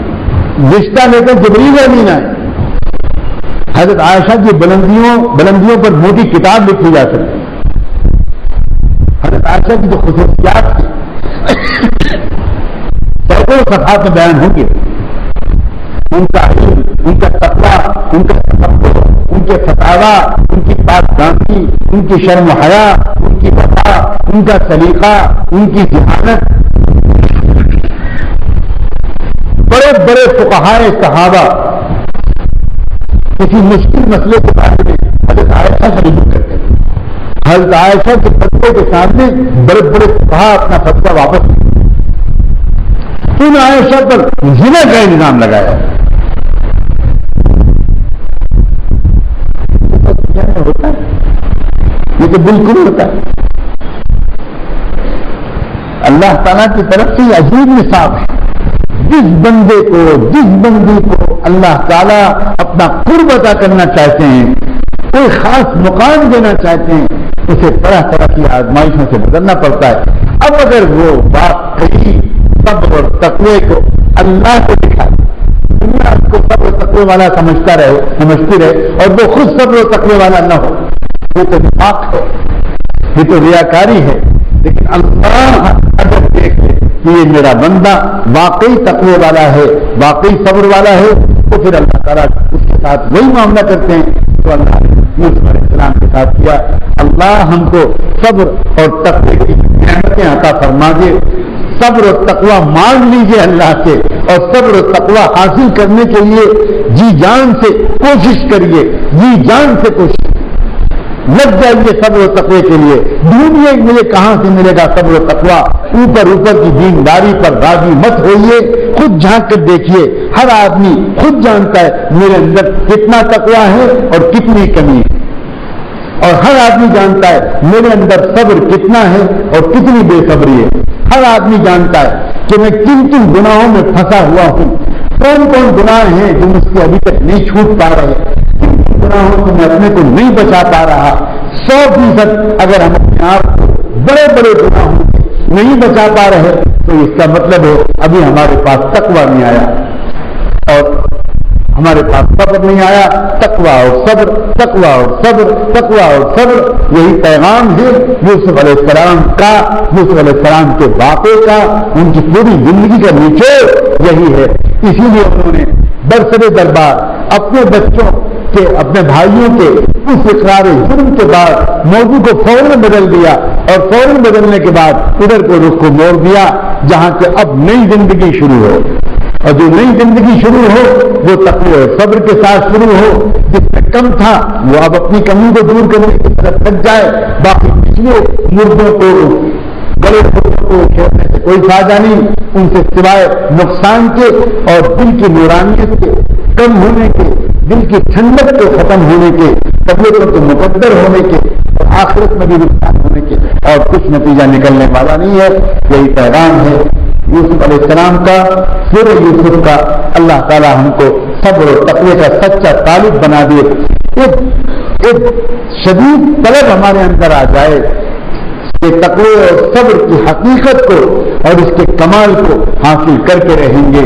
جب بندے کے اندر شدید طلب آ جاتی ہے تو اللہ تعالیٰ پھر متوجہ ہو کر اس کو وہ دے دیتے ہیں جس کی طلب میں وہ دیوانہ ہوتا ہے. اللہ ہم کو صبر و تقوی کی طلب میں جنون کی کیفیت عطا فرمائے. وآخر دعوانا ان الحمد للہ رب العالمین. آگے پہلے دعا مانگ لیں، دعا کے بعد ایک آدھ اعلان کرنا ہے. اعلان سن کر ہی سب لوگ اٹھیں. پہلے دعا مانگ لیں. اللهم صل على سيدنا محمد وعلى آل سيدنا محمد. اللهم صل على سيدنا مولانا محمد معدن الوجود والكرم وعلى آله وصحبه وسلم. اللهم صل على سيدنا مولانا محمد معدن الوجود والكرم وعلى آله وصحبه وسلم. ربنا ظلمنا أنفسنا وإن لم تغفر لنا وترحمنا لنكونن من الخاسرين. اللہم آپ کے بندے اور آپ کی بندیاں آپ کے حضور میں حاضر ہیں.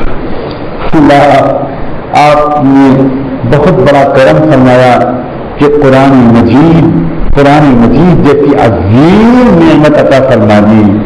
اللہ اور پھر آپ نے کرم اور فرمایا کہ آپ نے قرآن کے اللہ سمجھنے کے لیے ہم کو جمع کر دیا. اللہ اب ایک کرم اور کر دیجئے، اللہ ایک کرم اور کر دیجئے، اس قرآن کے نور کو ہمارے اندر اتار دیجئے. اللہ اندر اتار دیجئے. اللہ ہم دل سے اقرار کرتے ہیں کہ ہمارے پاس نہ تقوی ہے نہ صبر ہے. اللہ نہ تقوی ہے نہ صبر ہے، نہ تقوی ہے نہ صبر ہے. اللہ تقوی اور صبر دے دیجئے. اللہ تقوی اور صبر دے دیجئے. اللہ تقوی اور صبر دے دیجئے. اللہ تقوی کی طلب دے دیجئے. اللہ تقوی کی طلب دے دیجئے. اللہ تقوی کی تلاش دے دیجئے. اللہ تقوی کی تلاش دے دیجئے. اللہ صبر کی حقیقت عطا فرما دیجئے. اللہ صبر کی حقیقت عطا کر دیجئے. اللہ آج قرآن کے وسیلے سے آپ سے دعا مانگتے ہیں. قرآن آپ کا کلام تو آپ کی صفت ہے. اللہ صفت کے وسیلے کو قبول کر کے آج ہم سب کو کچھ دے دیجیے. اللہ ہم سائل محتاج ہیں، اللہ مسکین ہیں، فقیر ہیں. اللہ معاف کر دیجیے.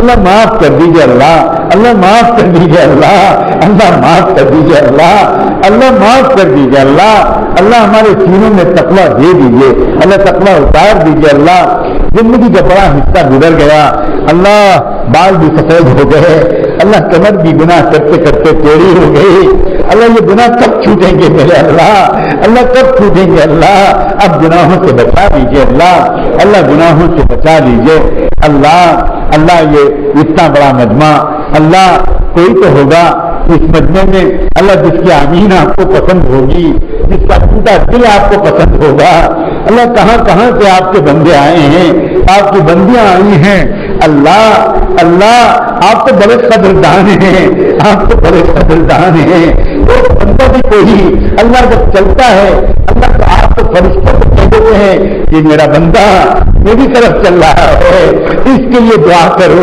اس کے لیے دعا کرو، اس پر رحمتیں نازل کرو اللہ۔ سفید داڑھی والے بھی تو رو رہے ہیں اللہ، ہم نے تو یہ سنا ہے کوئی بوڑھا جب ہاتھ پھیلاتا ہے تو آپ کہتے ہیں میں اپنے بوڑھے بندے کے ہاتھ کو خالی واپس کرتے ہوئے مجھے شرم آتی ہے اللہ۔ اس میں وہ نوجوان بھی تو بیٹھے ہیں تو بڑی مشکل سے اپنے کو گناہوں پر کے بچانے کی کوشش کر رہے ہیں اللہ، اللہ پھر گناہ ہو جاتا ہے، پھر لیتے ہیں، تڑپتے ہیں، معافی مانگتے ہیں، گھبرا جاتے ہیں، سوتے سوتے ان کی آنکھ کھل جاتی ہے اب میرا کیا ہوگا، اب میرا کیا ہوگا اللہ۔ آج کے زمانے میں جب کوئی اپنے ماں باپ کو اپنے راز نہیں بتاتا اللہ، یہ نوجوان اللہ والوں کو اپنے راز لکھ کر دیتے ہیں، بتاتے ہیں حضرت ہم سے بڑا گناہ ہو گیا اللہ، اللہ کوئی تو ہوگا اللہ جس کی شرمندگی کی کیفیت کو آپ پسندیدہ نظر سے دیکھ رہے ہوں گے اللہ، اسی ندامت کی کیفیت کے طور آج ہم سب کی مغفرت کر دیجیے اللہ۔ اللہ اللہ کپڑا دھلنے کے لیے جاتا ہے اللہ، آتا تو ہے گندا لیکن واپس گندا نہیں جاتا اللہ، ہم یہاں آئے تو ہیں گندے اللہ لیکن واپس گندے نہیں جانا چاہتے اللہ، اللہ واپس گندے نہیں جانا چاہتے اللہ۔ دل کو دھو کر دل کو دھو دیجیے اللہ، دھبوں کو مٹا دیجیے اللہ، دھبوں کو مٹا دیجیے اللہ، دھبوں کو مٹا دیجیے اللہ، دھبوں کو مٹا دیجیے اللہ، دھبوں کو مٹا دیجیے اللہ، اللہ معاف کر دیجیے اللہ، آپ کا کچھ نہیں بگڑے گا، ہمارا کام بن جائے گا اللہ۔ یوسف علیہ السلام نے کتنے بڑے مجرموں کو معاف کیا تھا اللہ، آپ کو رب ہے اللہ، آپ کو رب ہے اللہ، وہ تو آپ کے بندے تھے اللہ، رب کتنا قریب ہوگا اللہ، ان کو بھی جو اخلاق ملے وہ بھی تو آپ ہی نے دیے اللہ۔ اللہ بروں کے ساتھ اچھا سلوک کرنا آپ کو تو خود سکھایا ہے، یوسف علیہ السلام نے بروں کے ساتھ اچھا سلوک کر کے دکھایا اللہ، ہم برے ہیں اور آپ اچھے ہیں، آپ بھی تو ہمارے ساتھ اچھا سلوک کر کے دکھا دیجیے اللہ۔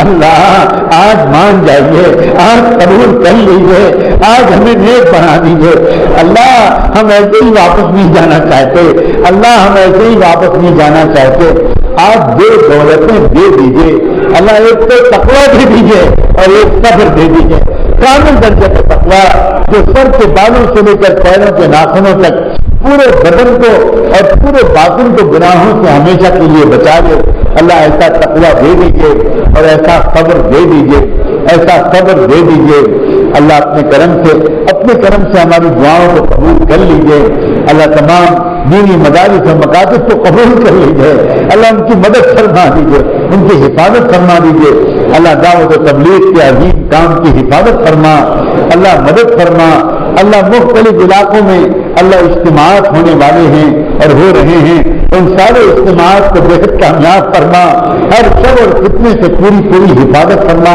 اللہ۔ ان خانقاہوں کی جہاں اللہ اللہ سکھایا جاتا ہے اللہ، ان کی بھی پوری حفاظت فرما، خیر کے کاموں کی تائید فرما اللہ، حق کے تمام شعبوں کو اللہ آپس میں مجتمع فرما اللہ، اپنے کرم سے جو مانگا ہے اللہ وہ دے دیجیے اور جو نہیں مانگ سکے اللہ وہ بھی عطا فرما دیجیے اللہ۔ ایک درخواست اور ہے اللہ، ایک التجا اور ہے اللہ، ہم سب گنہگاروں کے نام لے کر رحمت عالم صلی اللہ علیہ وآلہ وسلم کی خدمت اقدس میں اللہ ہم سب کی طرف سے درود و سلام بھیج دیجیے اللہ، ان پر اور ان کی آل پر اللہ، ان پر اور ان کے اہل بیت پر، صحابہ اور صحابیات پر ازواج مطہرات پر، ذریت طیبہ پر اور ان کے نقش قدم پر چلنے والے تمام اولیاء اللہ اور صالحین و صالحات پر اور اسی راستے پر جینے اور مرنے کی ہم سب کو توفیق عطا فرما۔